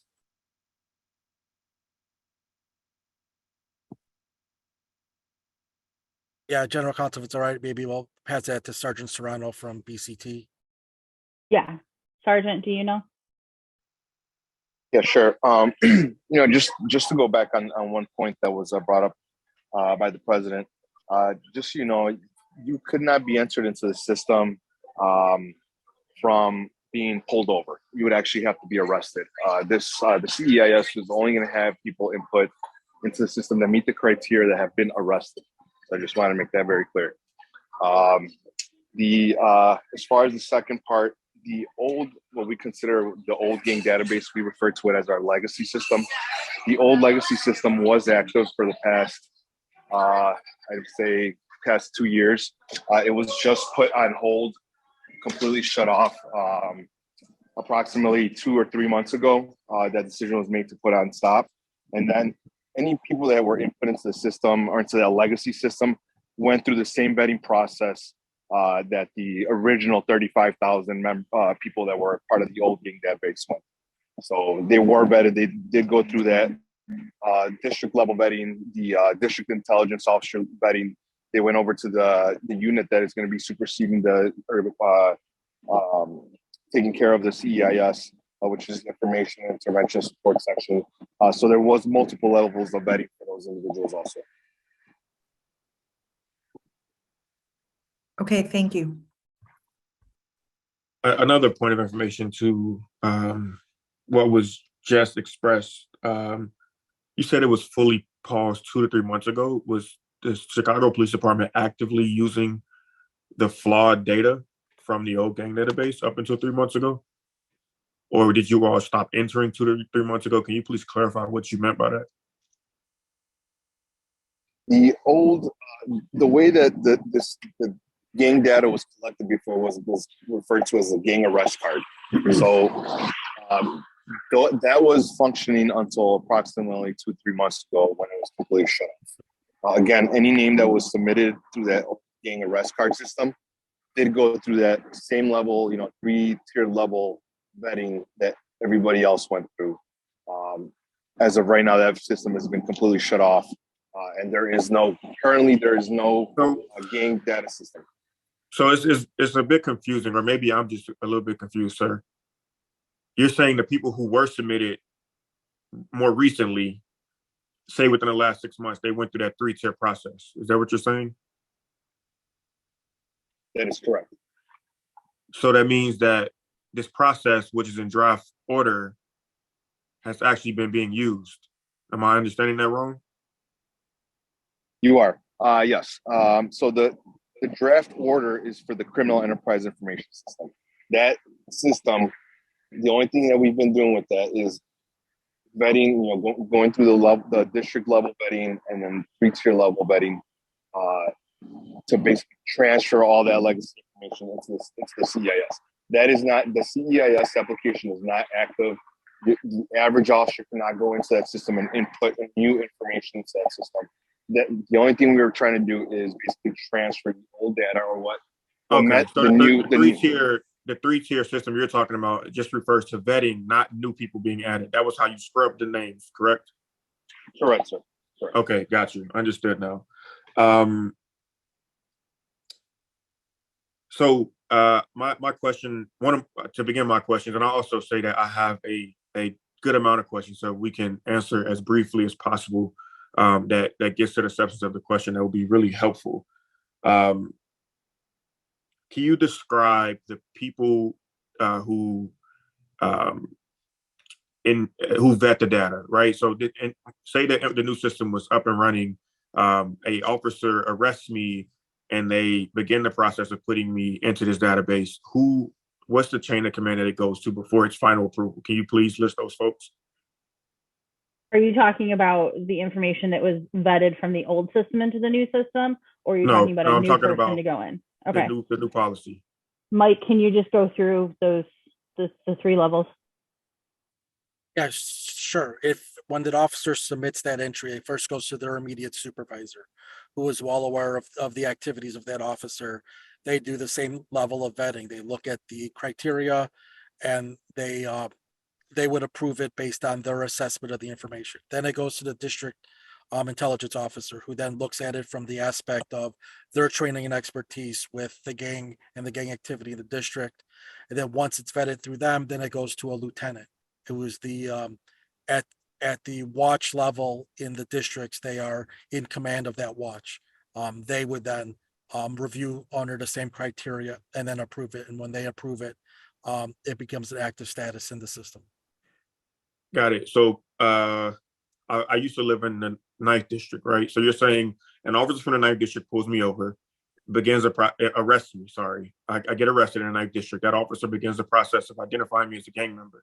It then goes to that officer's immediate supervisor in the 9th district, who then goes to the district intelligence officer in the 9th district, which then goes into the watch commander of the 9th district. Is that correct? That's correct. Okay. Have you all considered having someone that is not a part of the same chain of command to vet this? And like, would you say it's a fair characterization to say that that would be sort of an example of the police policing the police? Do you get what I'm saying? It's the same people who are vetting this. So while it may seem like there's so much more oversight now, you're asking people who all work together on the same shift to vet each other's homework. I see where you're coming from, and I get that. And I think that's where the appeals process comes in. And that's why the appeals process is completely distinct from that originating unit. That's where the specific unit dedicated to managing the CEIS does that vetting with the information from our CPIC, from our gang investigations, from those. They look at that appeal and they make sure that there's no influence from the district from that end. And then separately, outside the department, that's why the appeal process goes through the police board process as well, if that first appeal doesn't get approved. So that's that separation I think that you're looking for, is through that appeals process. Thank you for that answer. I also think that you know, if I'm wrongly put into a database, and then the onus now becomes on me to go through this process to get myself off, it'd be helpful if there were more checks and balances actually built into that. How much does it cost the department on an annual basis to maintain a new system? If you cannot provide an answer for the yet to be system, please give a cost of the old system. We'll have to get back to you on that. You don't know how much the old system costs? I don't think anybody on this call does. That's somebody else that we have to talk to, so we'll have to get that information back to you. Okay. This one may be better suited for the Inspector General to give a rundown on it, but it's my understanding that this proposed policy, which was drafted first in 2018, was a general order in 2018, 2019, and 2020, and for the vast majority of 2021. In November 2021, it was switched from a general order to a special order. Can someone please give specific information as to why this was switched from a general order to a specific order? Is there something that happened that made that? I don't think that's correct, President Driver. Lieutenant Capistanik, I believe when we spoke, you had said that this was a special order going back to 2004. Is that correct? Yeah, the gang card that it's replacing was a special order. Some of the drafts that we had provided were alternating back and forth, and I think the decision was made because the system that it's replacing was a special order, and that one's been in place since 2004. So it's replacing one system with another. So that's why there was the special order designation that it has now. Is there someone from the Inspector General's office who can provide some clarity on that as well? It's my understanding that this proposed policy was a general order until recently. Yes, thank you, Commissioner Driver. The observation that we have to offer there has to do with the evolution of the various versions of the proposed new directive on the CEIS. I'm going to ask Robert Owens from our office to speak to that evolution in more detail in terms of which type of order was used. Thank you, Deborah. And yes, so Commissioner Driver, the chronology you laid out as applied to the drafts of the directive known initially as a criminal enterprise database and the name changed to criminal enterprise information system is as you described. CPD published a draft version of this in April 2019, around the time of the release of OIG's first report. There were successive draft versions that was labeled as a draft and as a general order. There were successive versions in February of 2020, also labeled as a general order. June 2020, which wasn't posted for public comment, but is published as an appendix in our follow-up report of March 2021. And then two versions that are labeled special orders in November of 21 and November of 22. And that's the one that's currently posted for public comment. But again, that just applies to draft versions of this directive. So it's a separate matter from what Lieutenant Capistanik was speaking about, the draft card. Thank you. That's very helpful. So I would again ask the department, according to that chronology of events, this was a general order until what I believe was November of 2021, where it was switched to a special order. Um, if you don't know exactly why, my first question is why this switch from a general order to a special order? And my second question following that is what criteria were laid out that made this specifically a special order, not general? I can talk a little bit about the criteria. The criteria for general orders and special orders are outlined in a department policy. Our department directive system specifically identifies what are general orders, what are special orders, and the contents and the topics that we have in there. As the Inspector General's office said, the transition of the draft, name changes, classifications, there was a lot of distinction between a lot of those drafts that we were, revising, reforming, and trying to get to the right place. Ultimately, in November of 21, because it's replacing the current system, that's why it was designated a special order in that draft, so that there was a clean delineation that we were stopping the use of this older system and completely replacing it with a new one. And the new draft special order now actually replaces the old gang arrest card special order, so that there's a succession on getting rid of and a complete stop of that old policy. Who makes the Commissioner call? Driver, could I just interrupt really quick and ask you, for the public that are listening in, can you explain a little bit briefly as to why it matters, as to whether it's a special or general order, so they understand why you're asking these questions? Absolutely. The ordinance that created this commission passed with 36 votes in July of 2021. From everything that I've seen from 2018 to 2021 in November, this was a general order. The ordinance that created the Community Commission for Public Safety and Accountability has jurisdiction over general orders. So I'm trying to better understand why the department switched to a special order, and if in any way that was an attempt to circumvent the power of this commission. Which I would now just, I guess, I won't pose that question directly. What I will ask is who has the authority, who makes the call on what is a general order and what is a special order?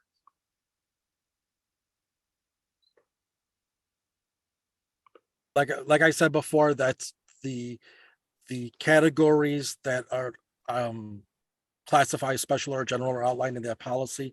All the policies we create go through our chain of command for review. They go to the highest person in our. Discretionary? Is it, what do you mean, is it discretion? I mean, it's a command decision made by the department based on the criteria in the policy. They look at that criteria between a general order, special order, department notice, all the other classifications of policies, their specific criteria, and that criteria is met, it's reviewed, and then a determination is made when there's approval to publish through our chain of command here in R&D. And so you're saying that there's a specific criteria that exists that you would be able to share publicly that shows why this should be a special order and not a general order? There's criteria for all of our directives that are currently published in our department directive system policy. It's publicly available now. It's General Order 0103, specifically outlines the criteria and the purpose of our general orders, special orders, employee resources, uniform and property orders, and department notices. There's specific criteria, there's specific purposes, specific levels of inclusion, knowledge, officers' level of training, all that's in that General Order 0103. Will the department still use the CEIS system, the new system, to object to concealed carry permits? That is currently under review. I took a look at the statute. This was brought up by Commissioner Loizon on Friday afternoon. So I did take a look at the statute, but I haven't had time to meet with the division that handles it. So it's still under review. Got it.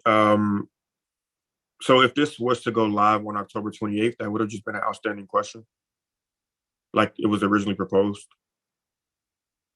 What was an outstanding question?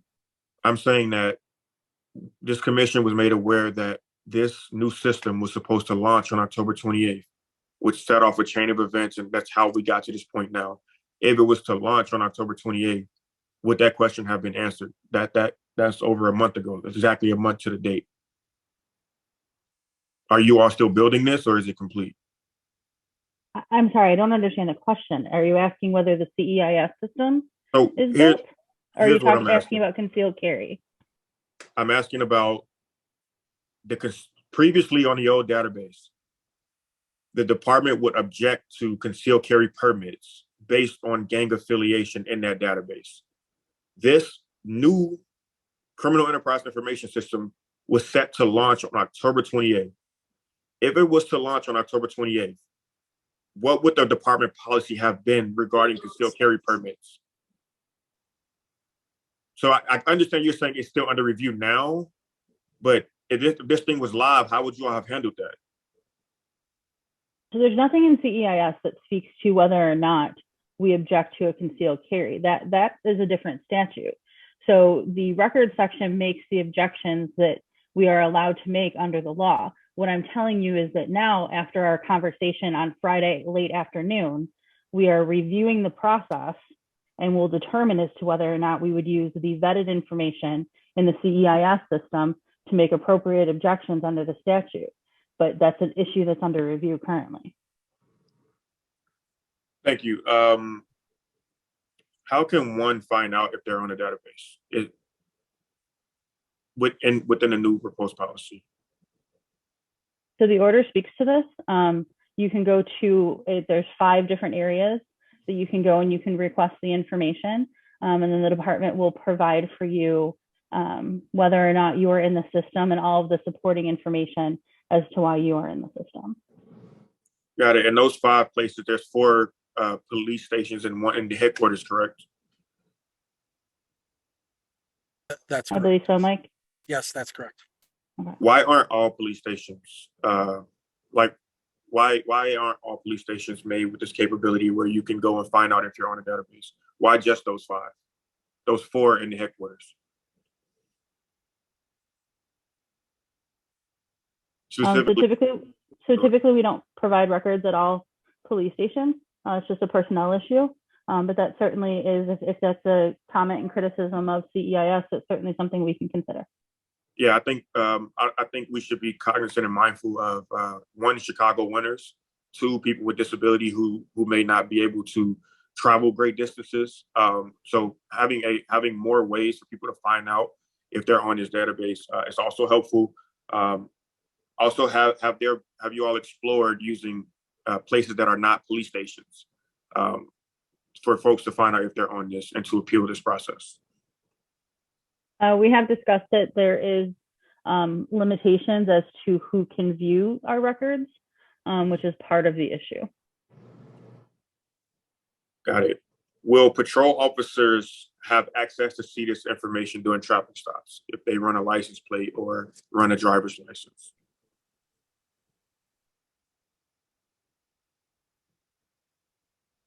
On access, the intent is that patrol officers are not having access. It's like the general counsel had mentioned, it's for investigations, for counterterrorism, for those investigations. So it's not readily accessible for the beat officer use.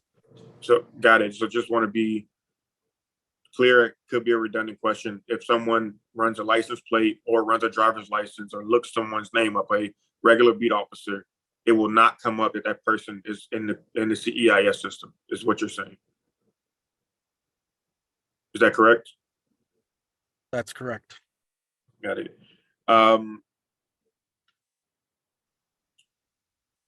And just 2 more questions. The policy indicates that tech like social media can be used to monitor and justify inclusion into the database. How will CPD be collecting that information?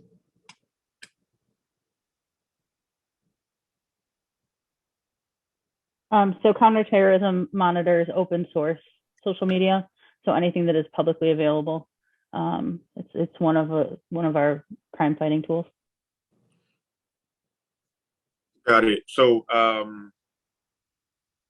just one last follow-up question is, how long will the entire appeals process take? So I recently went to one of these 5 locations, submitted a FOIA request or whatever the process is, and found out that I'm on a database. How long can I expect for this appeal process to take?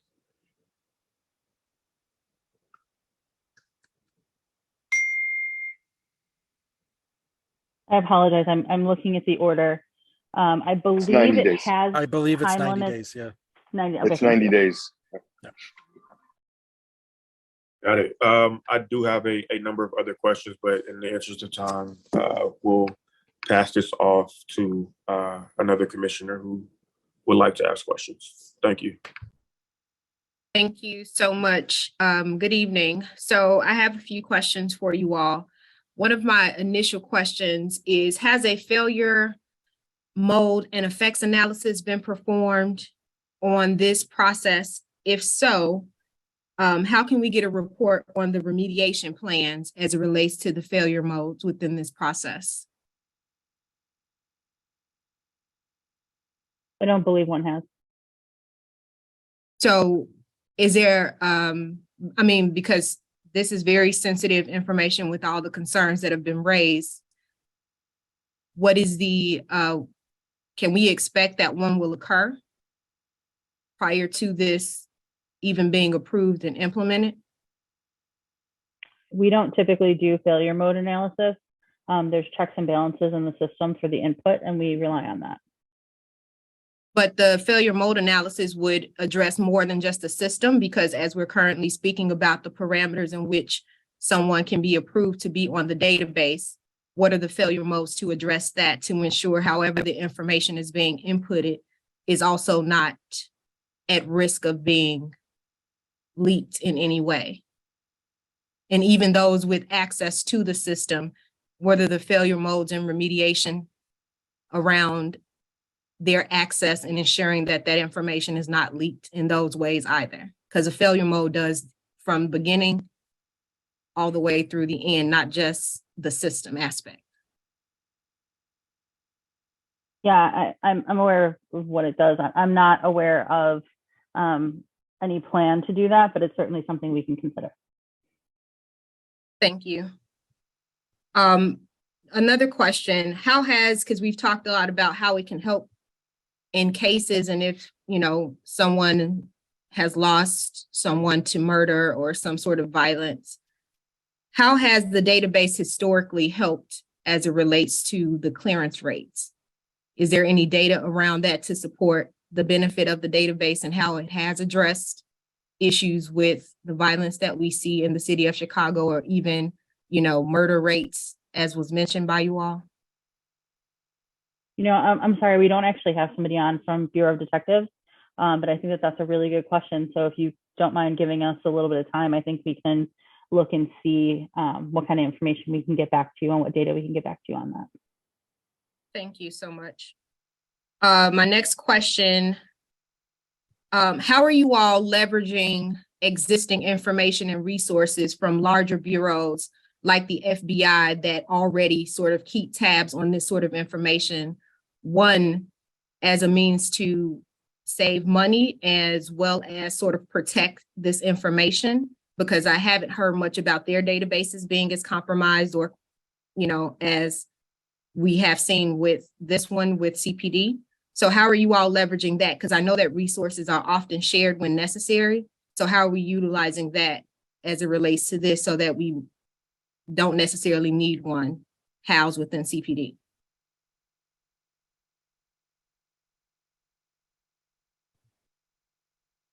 Sorry, I couldn't unmute myself. So I know we do have data share agreements with the FBI as far as access to their databases. They have access to us. We have task force officers that also have access to the FBI databases. I think as far as relying only on that, there is a lot of information that we get that is helpful for us to maintain in our own database, which is why we have the proposal of the CEIS system. Sergeant Serrano, is there anything you want to add to that? You may have more knowledge. The only thing that I can offer on that is that, like you mentioned, yes, there is sharing of information with other agencies such as the FBI. From my understanding, they have relied on our database in the past to gather a lot of their intelligence. But again, that information has now been kind of shut off. So as far as our sharing or using of their database, I don't have much information on that. Thank you. And one other final question that I have. What remediation or retribution efforts have been done to address those who have been sort of scrubbed off of the old database as we're looking into this formation of this new one? I think the shutting down of the old database, walling off the information so it can't be accessed, and then also adding a flag within the system to advise anybody who does have access to it that the information is not valid and should not be used is what we've done thus far. So have any contacts been made to those who have been scrubbed off or who have been negatively impacted? Are they able to come to CPD headquarters to request information to address anything that has negatively impacted them from being on this database and they shouldn't have been? Not that I'm aware of. Is there opportunity to have a conversation on how that could happen? Because as been mentioned, people have been, lost homes, jobs, access to a lot of different things. And so seeing how there has been error in a past system and now we're trying to move forward anew, there should be some level of retribution or remediation to address those folks who have been negatively impacted. I think we're certainly open to the conversation. Thank you. And just a quick point of information on one of the questions that I asked, you mentioned that beat officers will not have access to this information. Is that specifically written in the policy? I don't remember seeing that in the policy.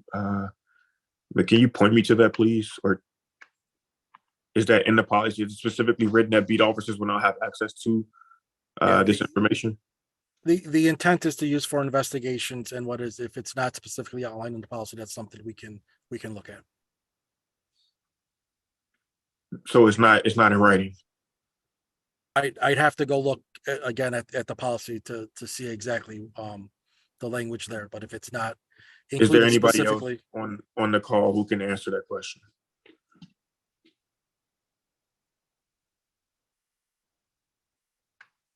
I don't believe it's in writing, but like as the lieutenant mentioned, since it's not, it's something that we can definitely revisit and look at again. So this entire time when we talked about like who has access to it, we've been talking like on good faith and goodwill, and not something that's actually in the policy. That is disappointing. But I will pass it to the next commissioner. Yeah, I have a similar follow-up to that. So on the point that you mentioned, saying that you have to be arrested to be added to the database, can you point as well to whether that is in writing in the policy? I didn't see that when I was looking at it as well.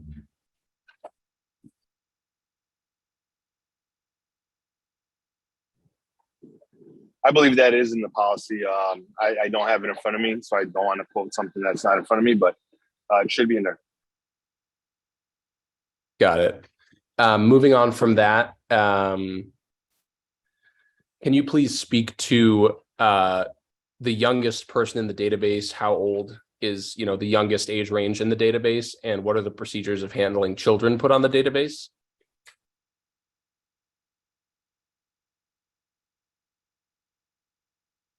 I think we'd have to get back to you on that as far as the youngest person in the database. As far as criteria for handling juveniles, we have specific orders that speak to that issue. I think that with respect to including a section in this order about juveniles, I think that's something we should take back and consider, because I think that's a good recommendation. Got it. And then speaking a bit to the numbers of people that have been on the database, we've thrown around a few numbers. I believe I heard that there were 35,000 people on the database. There was also one number mentioned that was 135,000 people on the old database. And then now it's down to 1,000 is what I heard. Could you guys clarify how many were on it before at a maximum? And then what is it down to now? Okay, originally there were 35,091 people in the old gang database. That number is down to it's approximately a little bit over 1,000. I think 1,074 if I'm.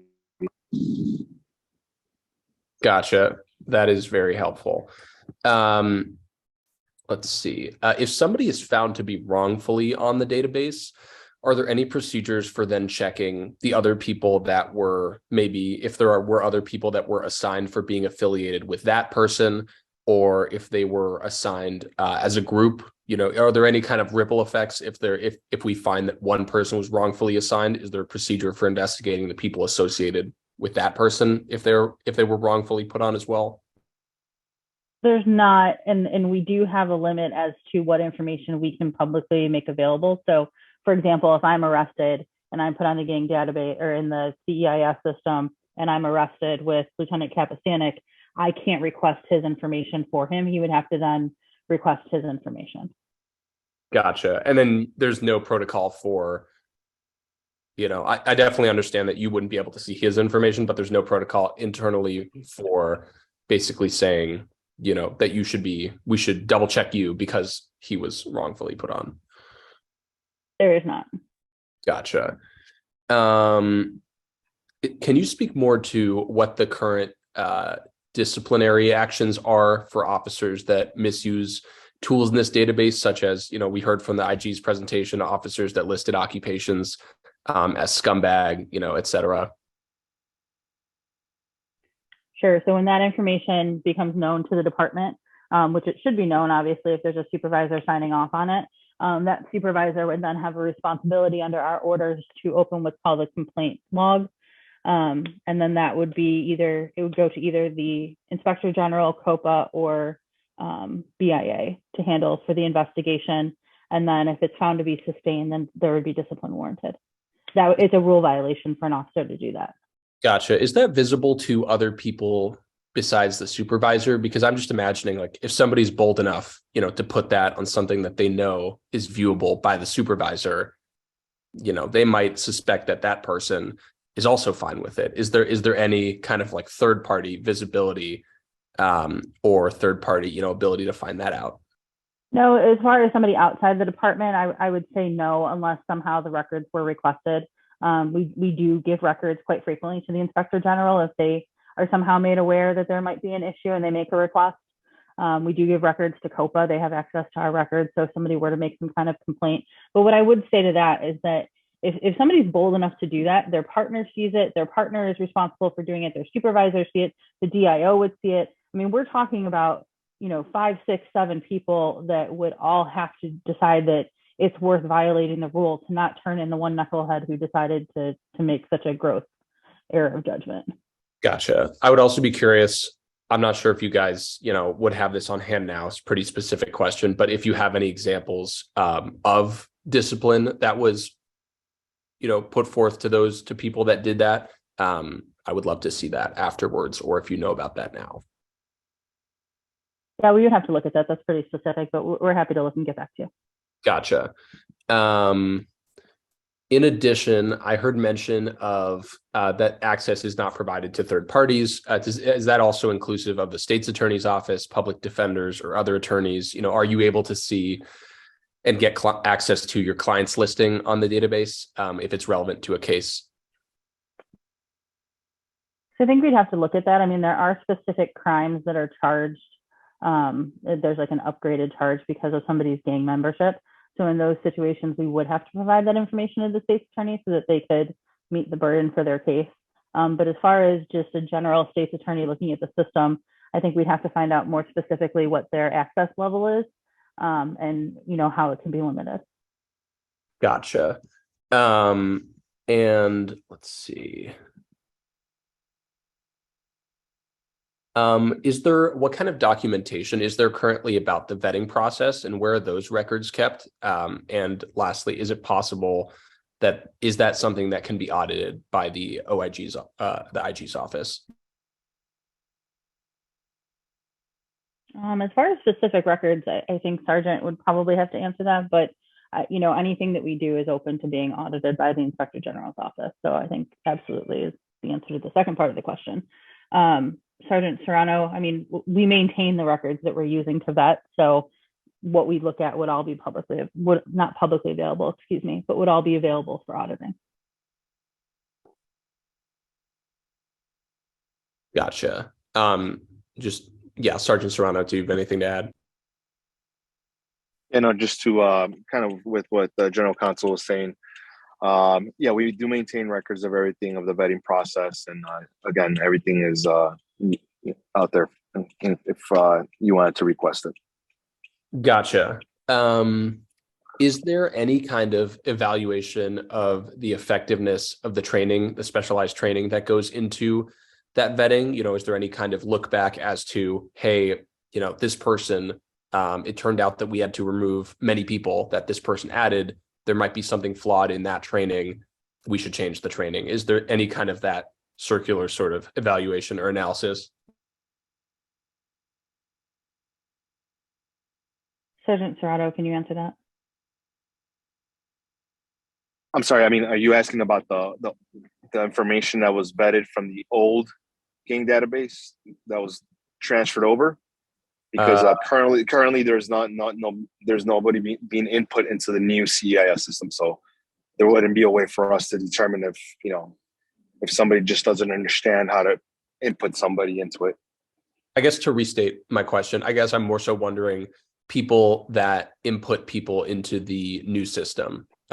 If they're, you know, that results in people that they input being taken off. Is there kind of an evaluation of, you know, that person's performance if a bunch of people that this person's input have been, you know, forced to be taken off?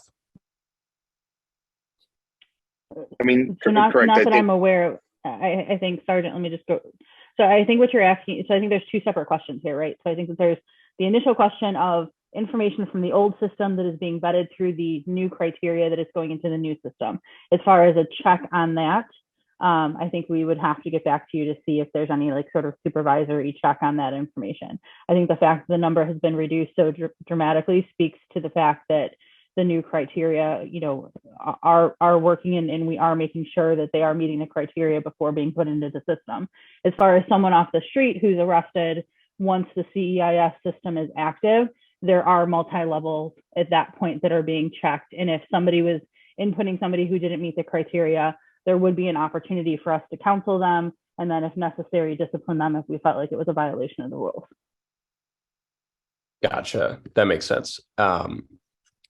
And in addition, can you elaborate on your reasoning for why you did not follow the OIG's recommendation that people placed on the database be notified that they're placed on?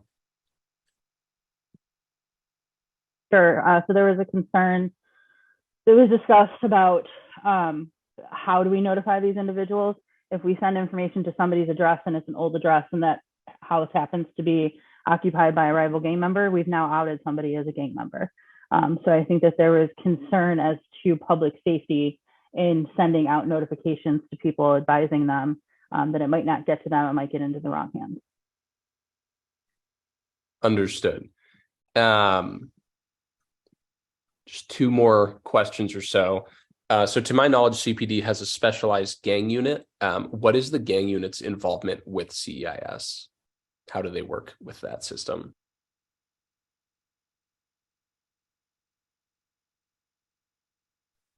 So I apologize. I don't think we have anybody on who can answer that question, but we're happy to get back to you if that's okay. Got it.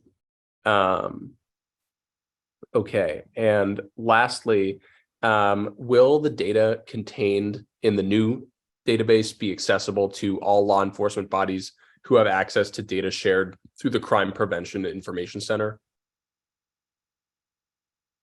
I think we would have to check and see what those data share agreements.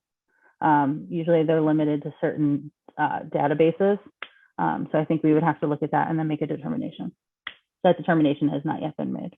Got it. If there's any other commissioner who wishes to ask questions, then my time is, I'm done with my time. Is it okay if I go? Go ahead, Commissioner Gomez. Cool. So I'm going to start with a few super specific questions for the department, and then I'm going to explain sort of a few I'm going to explain a little bit more of where I'm going with this for the general public, because I know there's a lot of people that might get a little bit confused by my questions. Can someone tell me where the information and intervention support section live? In which of the bureaus of the department does it live?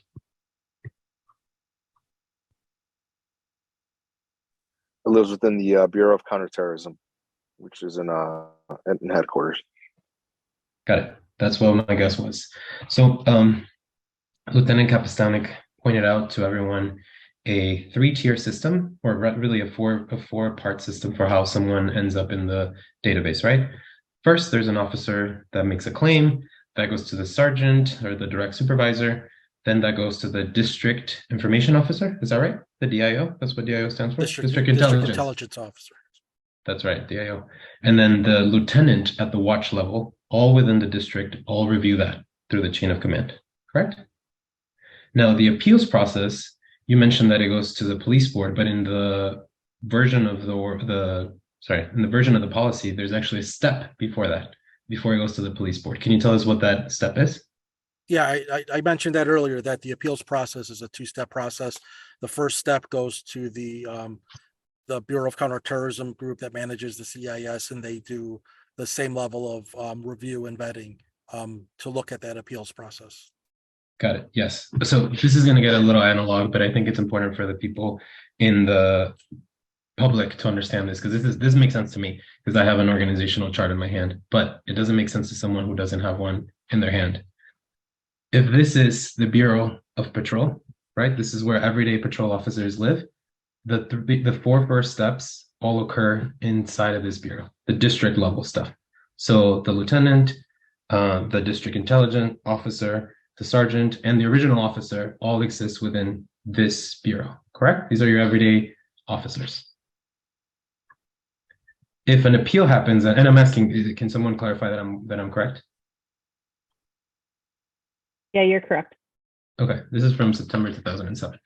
The counterterrorism office lives in a different bureau, right here, right? Correct. And this is where the IISS, the information and intervention support section lives. You're correct. So this is a different system. Got it. So that's what Lieutenant Capistani was talking about, it being now away from the district level. It stops being in the same bureau. Now here's my question. Where do they get their intelligence on where and who and what a gang looks like? Where does the IISS get their intelligence on what a gang, what territory a gang occupies, what kind of members do they have, what are their designations? Where do they get their intelligence on that? I understand to some degree it probably comes from the federal level, but locally, where do they get their intelligence on what and who is in the gang?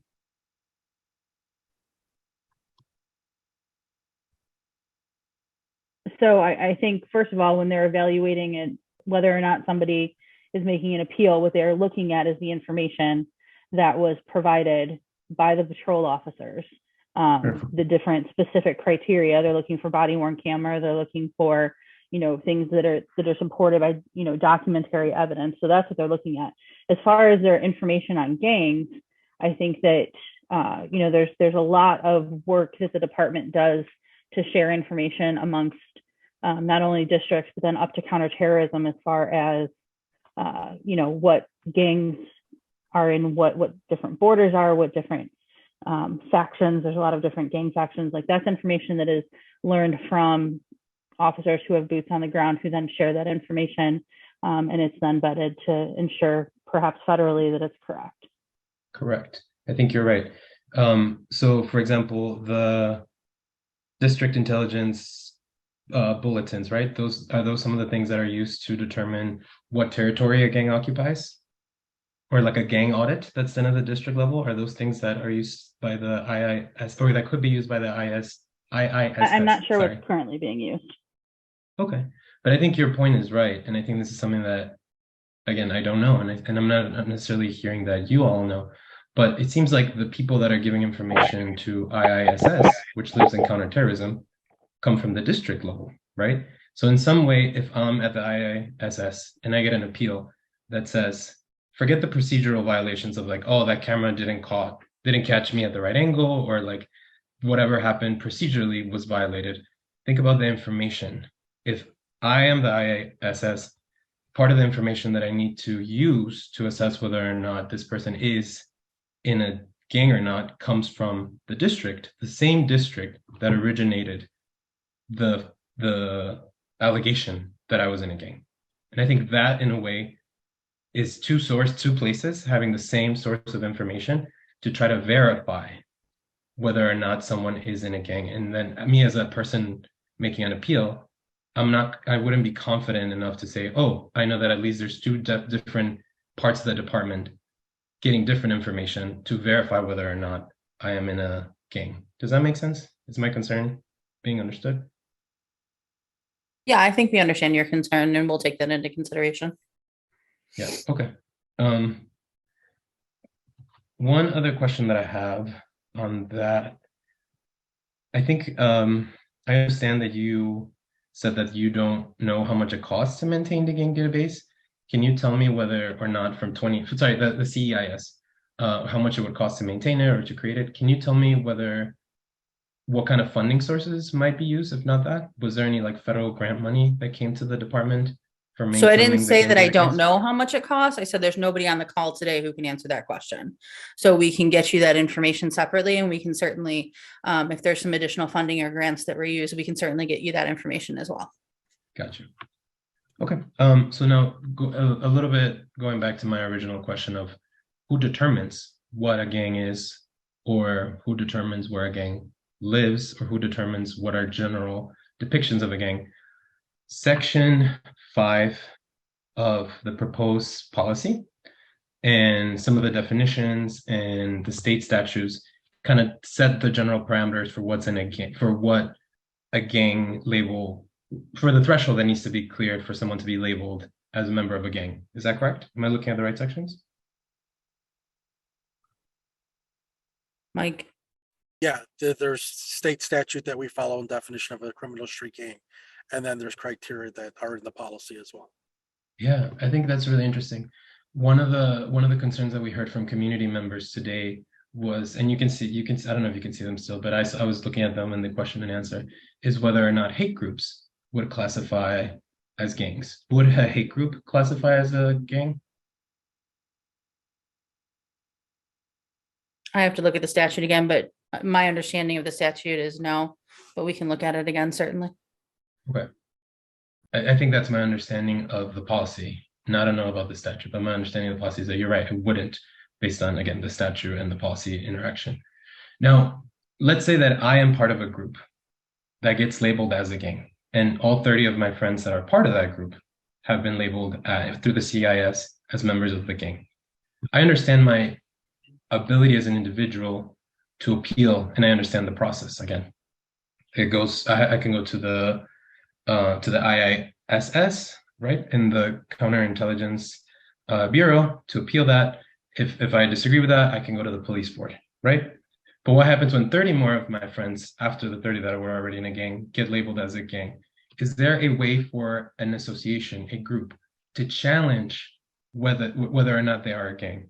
Because I think it's not just the right to privacy that I think I'm concerned with when it comes to being designated in a gang database, but also the right to association, right? And I think as law enforcement, you all understand that that's a really important thing that we need to protect people's right to, right? The right to association, something really integral to whatever it is that some of the rights that we want to protect.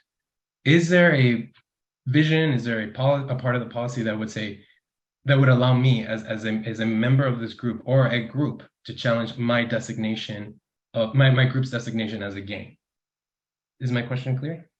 It is clear that there's not at this time, but you also have to understand that as an agency, we have requirements as to what information we can divulge to other people, and we do have to respect individuals' privacy rights. So I cannot, as I explained before, give you information that is somebody else's private information, right? That we have to respect that person as well. Now, if all 30 of you want to come in and all 30 of you want to make your request, and part of your appeal is that your group should not be labeled as a gang, that would obviously be considered as part of the appeal. But I'm not necessarily thinking about it as like, what if I want to say the label, I am part of whatever you labeled me in, but what you labeled me in is not a gang. Do I need 30 of my friends that are all in that gang to say, we're not a gang? No, that Or would be can part I of your myself appeal. And so then would that appeal entail you clearing that designation of the gang from the CEIS? It would depend on what the designation was, what the group was, and whether there was a determination made. If there was a determination made that it should not be determined, it should not be a gang as defined by Illinois law and as defined by our order, then yes. Okay, that's helpful to know. And is the IISS making that determination, or who's making that determination? They are the first level of appeal, and then it would go to the police board. So the police board can actually say, this is not a criminal enterprise, and can then direct the department to erase all the information labeled under that criminal enterprise. Like, it can actually delete all the people that are in that criminal enterprise label from the database. I don't know that the second part of your question is correct. I think that they can handle the appeal that's in front of them, and if part of their decision is that something is not a criminal enterprise as defined by the order, we would then have to take that into consideration about how the department's going to move forward. Okay, I think just as a general process point, and I hope the commissioners and I think just in terms of fairness to anyone that has an appeal process and succeed at appealing, right? I think that would be something worth considering. And I think something that maybe should have been considered from the beginning, because that's kind of what happens in courtrooms, right? If a determination is made that there was one individual mistake made because something that was labeled as a gang is not actually a gang, then me as someone who doesn't know that I'm in the CIS deserves the right to get my name erased from that. Does that make sense?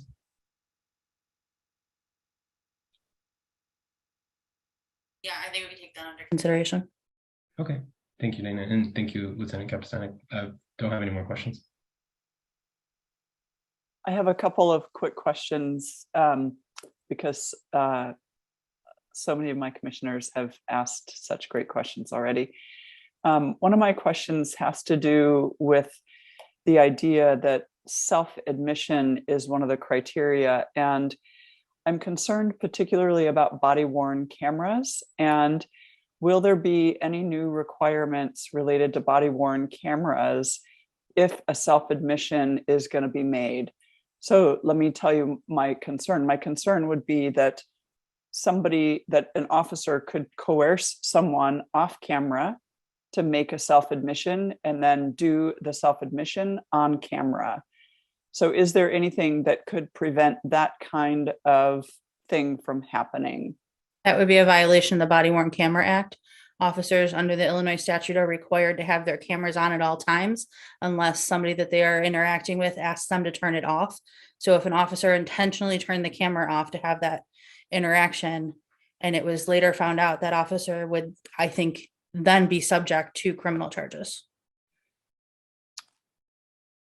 Okay. So, I mean, we've seen examples of, even in the videos that are shown publicly, where officers have their cameras off for a bit of time. So I guess I don't understand completely how that works if turning off a camera.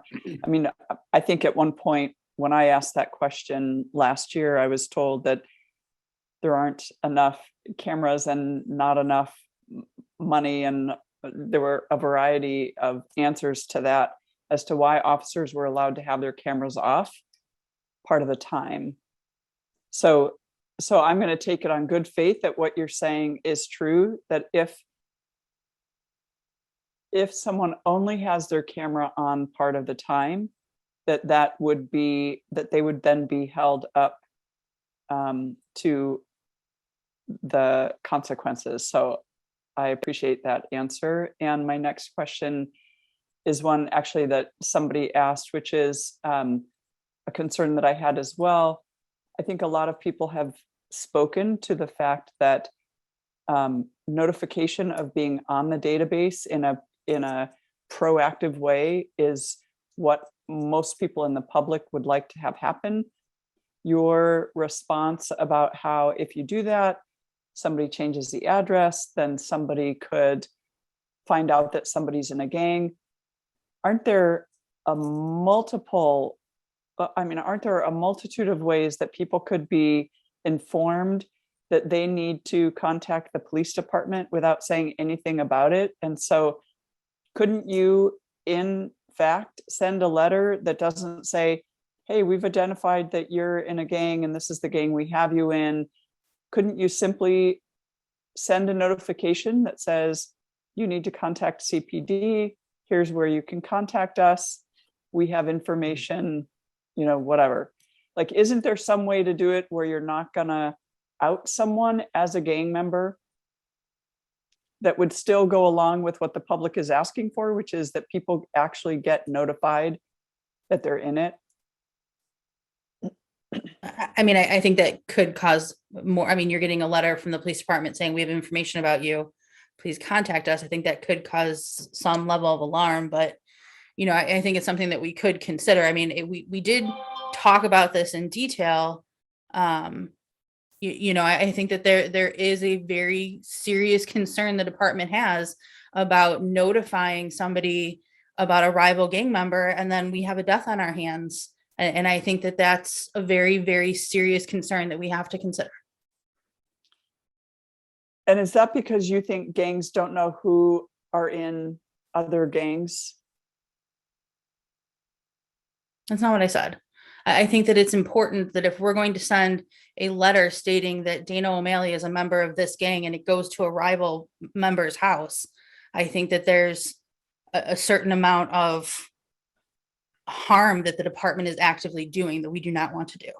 I understand that, yeah, and I would agree with that. And so that's where I think the question about, aren't there other ways to do that where somebody could still be alerted and then take some steps, as opposed to, some people aren't even going to know that there's a new system that's being launched and aren't going to know the process for how to check if they're even on it. So the key being very proactive with it without revealing people's identity or doing the harm that you're concerned about. It seems like there's a middle way there somewhere.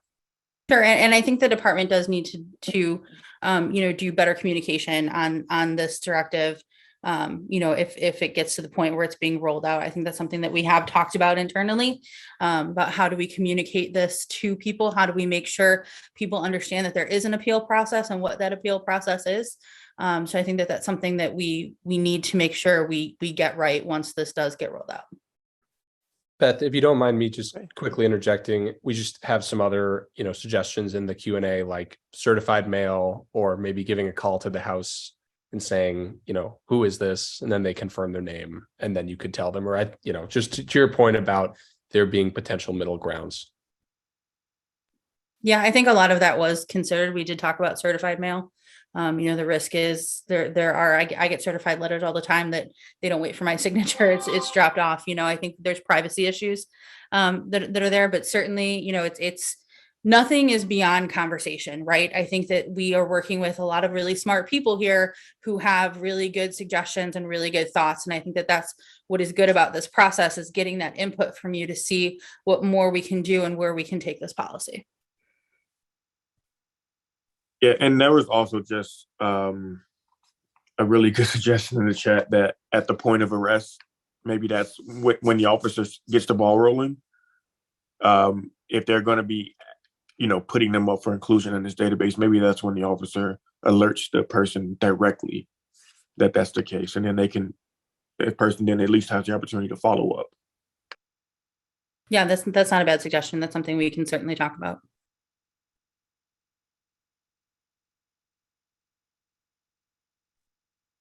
I'm finished. No, I'm finished. Thank you very much.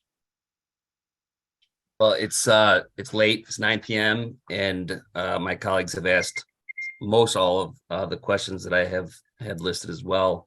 I think I just want to frame a few very specific questions with just the overall accuracy of the previous database, because the difficulty in believing that there's a valid purpose in using this database, I think for me lies largely in the fact that we had a database with 35,000 people on it that now today is down to 1,000, which would give you roughly less than 3% accuracy. And we're being told today that the purpose and I also want to state too that I've been in numerous meetings with various officials from the CPD, and I've asked the same question repeatedly. What is the purpose of this? How are officers trained in it? And until tonight, I don't think we've received an answer to that. And I want to just confirm that custom notifications are one, counterterrorism and murder investigations are the other. Is there any other purposes other than those two? I just want to clarify that before I continue. I will say, I think you're well aware of this. I mean, there are crimes that get charged specifically because of gang inclusion. There's specific, crimes that involve gang members having weapons, those types of things. So when we're saying investigation, it's not just murder investigation. It goes to specific crimes also that is a considered factor. So that on that issue, then, does CPD intend or believe that the state's attorney's office can introduce that the fact that somebody is on a gang database is actually evidence sufficient to prove that element of that crime? No, I think that the state's attorney could introduce the information that was gathered by the police officers for inclusion. So the different factors. So the body worn camera of self-admission, or, the other criteria that's listed, the evidence that they have to prove those criteria, that's what the state's attorney would submit. I think that goes along with my larger objection to the entire database, which is that crime is committed by people at a specific time, at a specific place, and that there needs to be evidence, eyewitness testimony, physical evidence, video, audio, that actually proves beyond a reasonable doubt that somebody was there at that time and location to have committed that crime. And in your example of crimes that are related to gang affiliation, that evidence still needs to be produced in real time through other means. And it goes to question the validity then of why we even have a database when that investigation needs to occur, especially given the risks that we already are associated with the database, given the civil liabilities, the misuse of it, denying people FOID cards, employment, CDL license, etc. But just generally speaking, to harassment in Black communities and Latino communities. And when we say that this database has a valid purpose for either custom notifications or investigation, and it sounds to me like it's not being used for introducing evidence at trial, we're saying this based upon the previous database having, if I were an officer just a year ago, and I would go to this database to help my investigation, I would have a less than 3% chance of it being even a valid lead, that this would bring me anywhere near to that specific date, time, and location of this crime.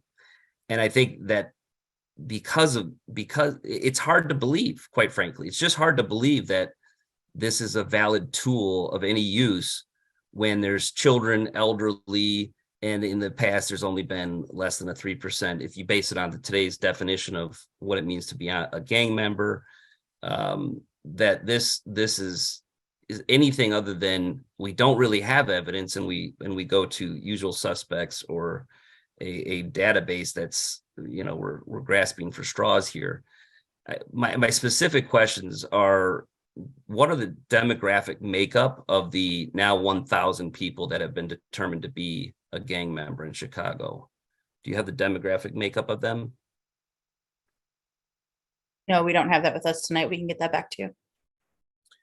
And then do you have demographic makeups of gangs, meaning Latin Kings being primarily a Latino gang, GDs, et cetera? Do you have any demographic information of the gangs that qualify as a gang for this gang database?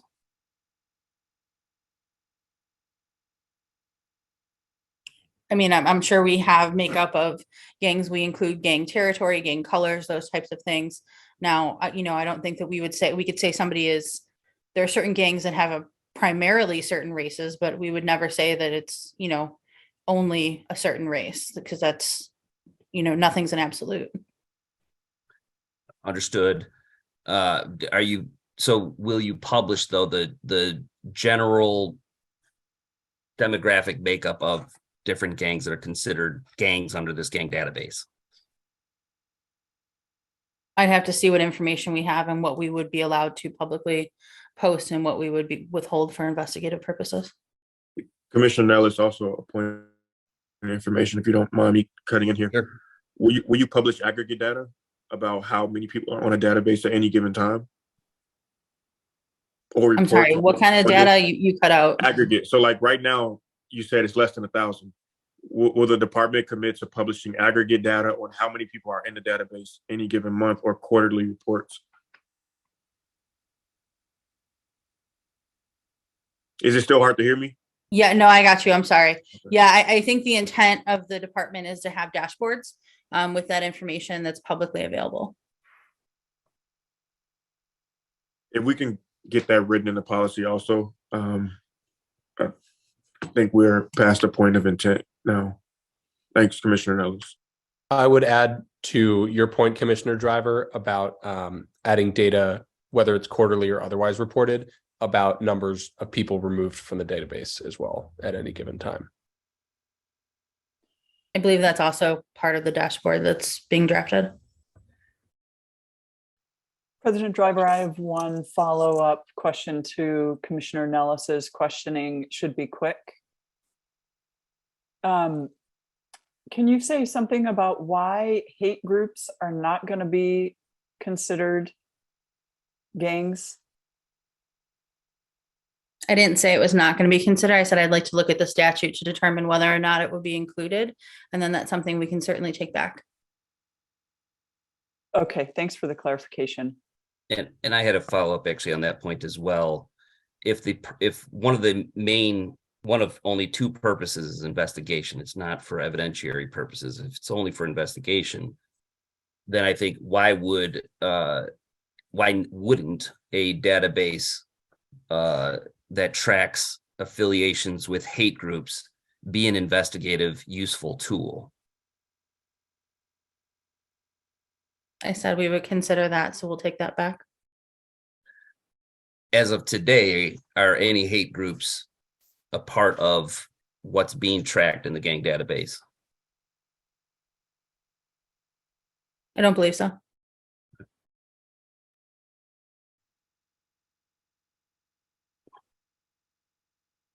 Are we aware if the counterterrorism or the department overseeing the database has a separate list of hate groups? Because I imagine, overseeing hate groups is pretty related to that work. Yeah, so the FBI has a list of groups that are designated as hate groups, and that's what we use. I think my last statement is really more of a comment around custom notifications. I think that given the risks that have been clearly associated with a gang database, the misuse, the abuse, the harm that's been done predominantly to Black and Latino communities, there are better ways of intervening in gang conflicts. So I'm specifically referring to these custom notifications that community members and community agencies who employ street outreach teams have far better knowledge, quite frankly, of the dynamic in the neighborhood, who's who and who's what. And those groups, I think, are far more suitable to saving lives, increasing the community's involvement in this, decreasing the system's policing's involvement in it, particularly given that that information has we already know, I mean, it's a fact, has created substantial harm to communities of color. And so I also, I have to say, my experience as a criminal defense lawyer here, I find it hard to believe that the primary reason and purpose of this gang database is for the safety of gang members. I think the use of it as it has been used previously kind of disproves that. And so I still have not yet, I'm not convinced that there's a legitimate valid purpose that actually improves public safety for anyone in the city of Chicago, particularly given the risks of what such a database can do to an individual, whether it be wrongful convictions, poor investigation, lazy investigation, or denying somebody's civil rights to employment and other benefits that they should have in our society. So I think with that, I think we've asked all of our questions, at least from the list that I have. If I can go back to something that President Driver mentioned, you raised concern about our intent on the dashboard and we should put it in the order. It is in the order. It is on page 10, section 9E2C.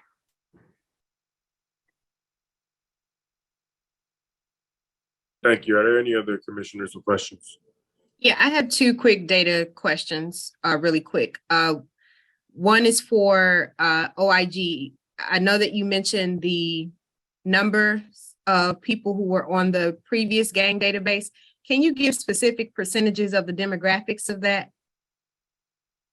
We can, and I should say that there's been a lot of discussion here tonight about the old gang database. In fact, what our 2019 report found is that there was not a unified database, but rather there were at least 18 separate records and systems of records in which CPD stored gang affiliation information.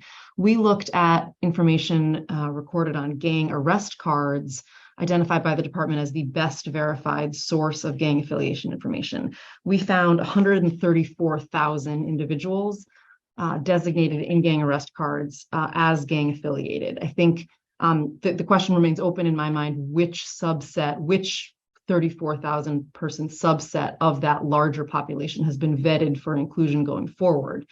But specifically in answer to your question, Commissioner, we identified 134,000 people identified as gang affiliated in gang arrest cards. Of that 134,000, 95% of them were people of color. Black and Latino males accounted for nearly 92% of the designated individuals. So what was the Black and Latino breakdown?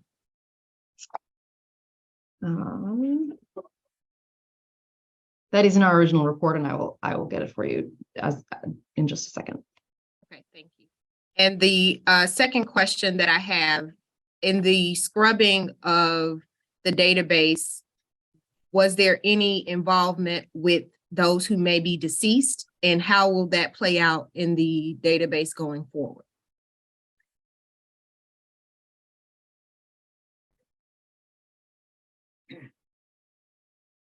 I'm sorry, Commissioner, I'm assuming that question is for CPD, is that right? Yes. Okay. Yes, thank you. I mean, if we have noticed that somebody's deceased, then they would obviously be excluded, but I don't know specifically if we would have notice if somebody's deceased. So will there be a process for something like that, or will we carry on with the database with deceased individuals? I don't know that we have a process to find out if somebody is deceased. You know, obviously, if we have a report that's showing that somebody is deceased, that would be taken into consideration. But, you know, if we're informed that somebody is deceased, obviously, we would take that and that information will be scrubbed.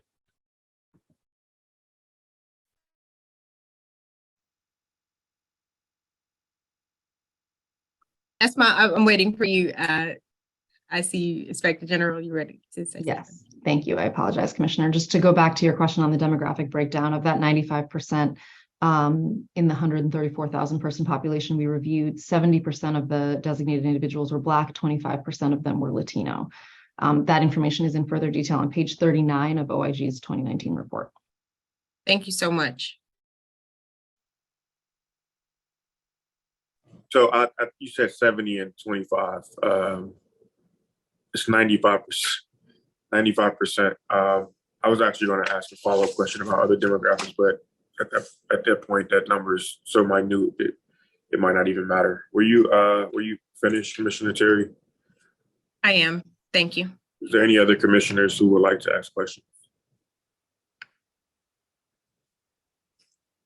Can I just add one last statement regarding gang evidence? It's very rarely admissible evidence at trial because it's so highly prejudicial in nature.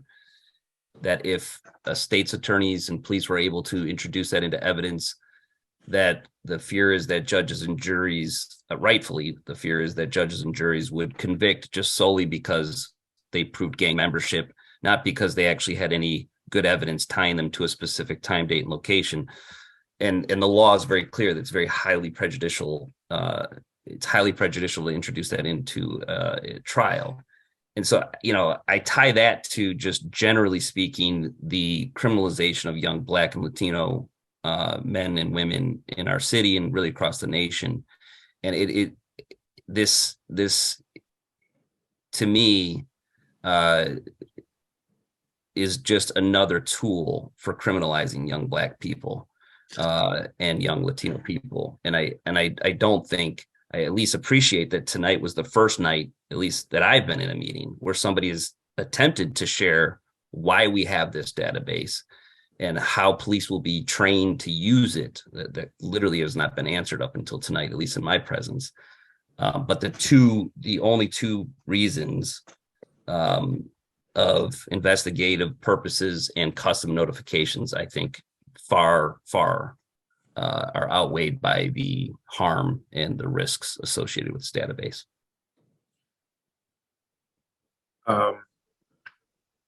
I would tend to agree with you, Commissioner Nellis. I'll also say that our city has recently placed an emphasis on violence prevention and street outreach, which I think is a very good use of public dollars, but find it a bit contradictory that we're spending so much money now on violence prevention.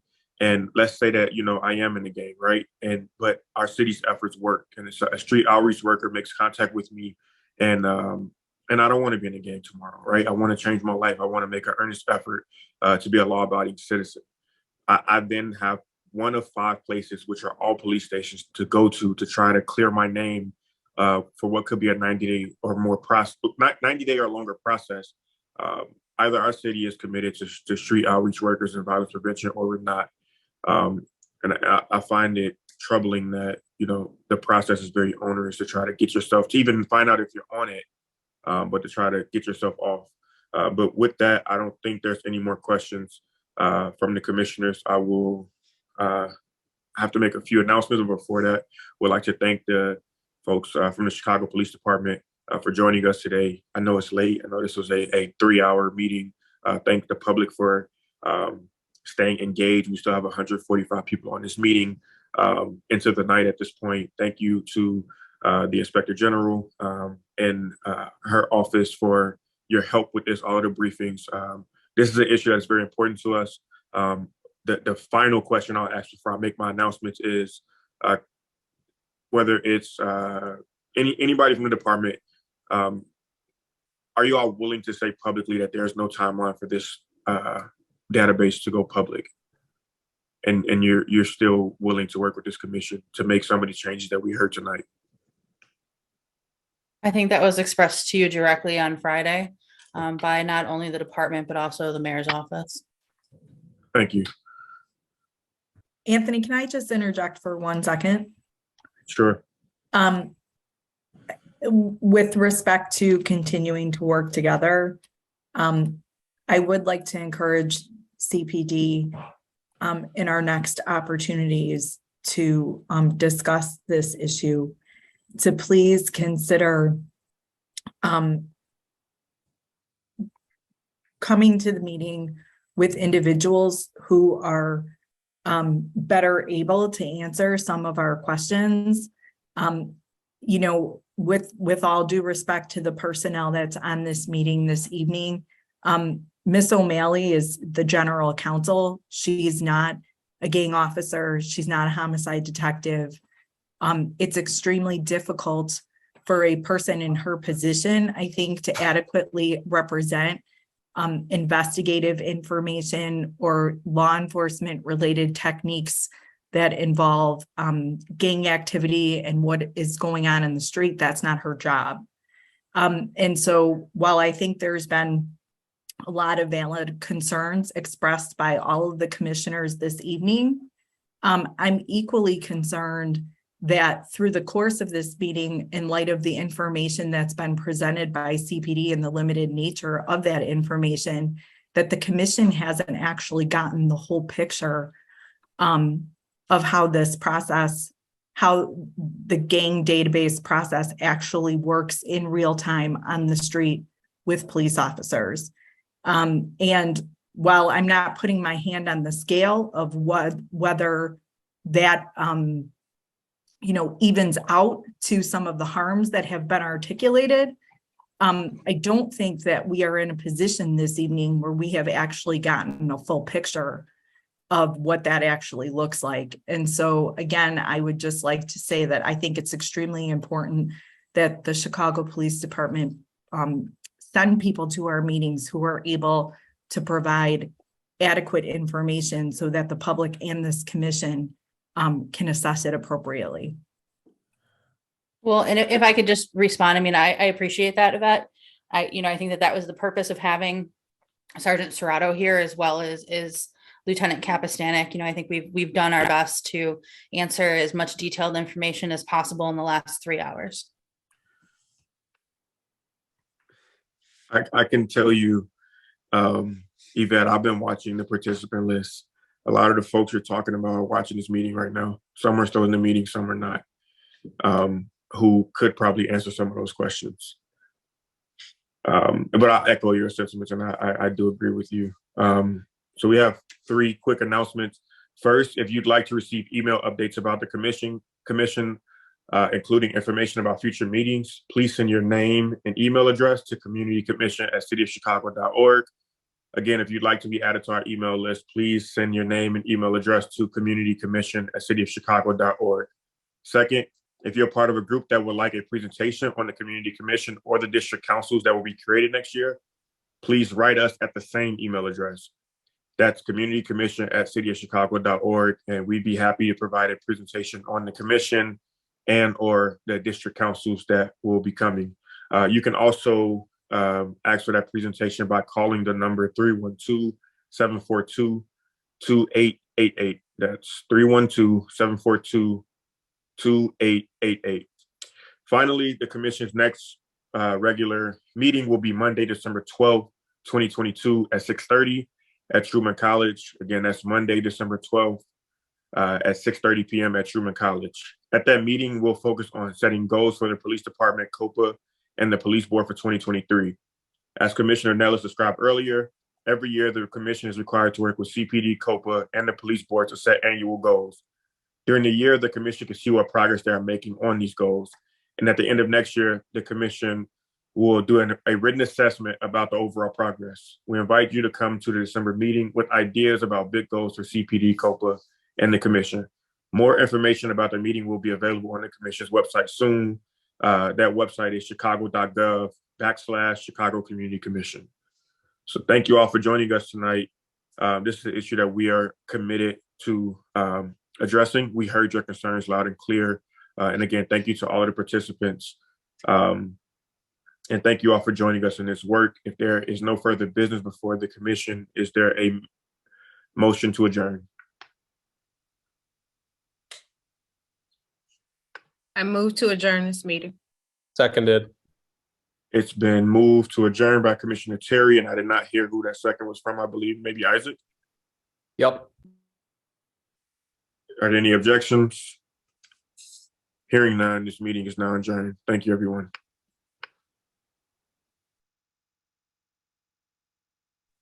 Hey, Adam, if you could stay on for a sec.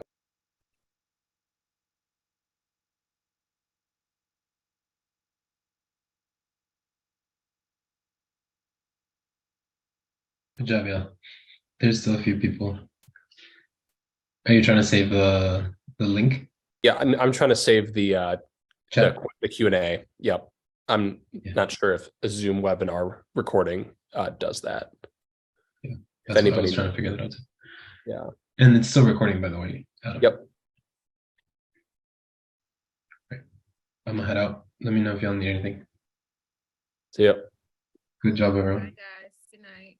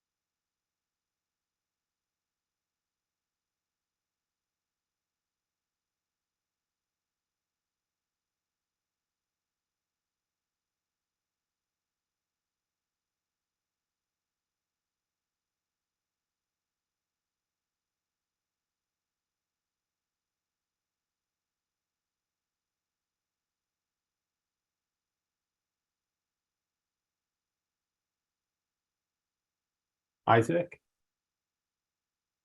Hey, if you just don't end the meeting for like 5 minutes, I figured out a way to copy and paste all the comments. So there's something in on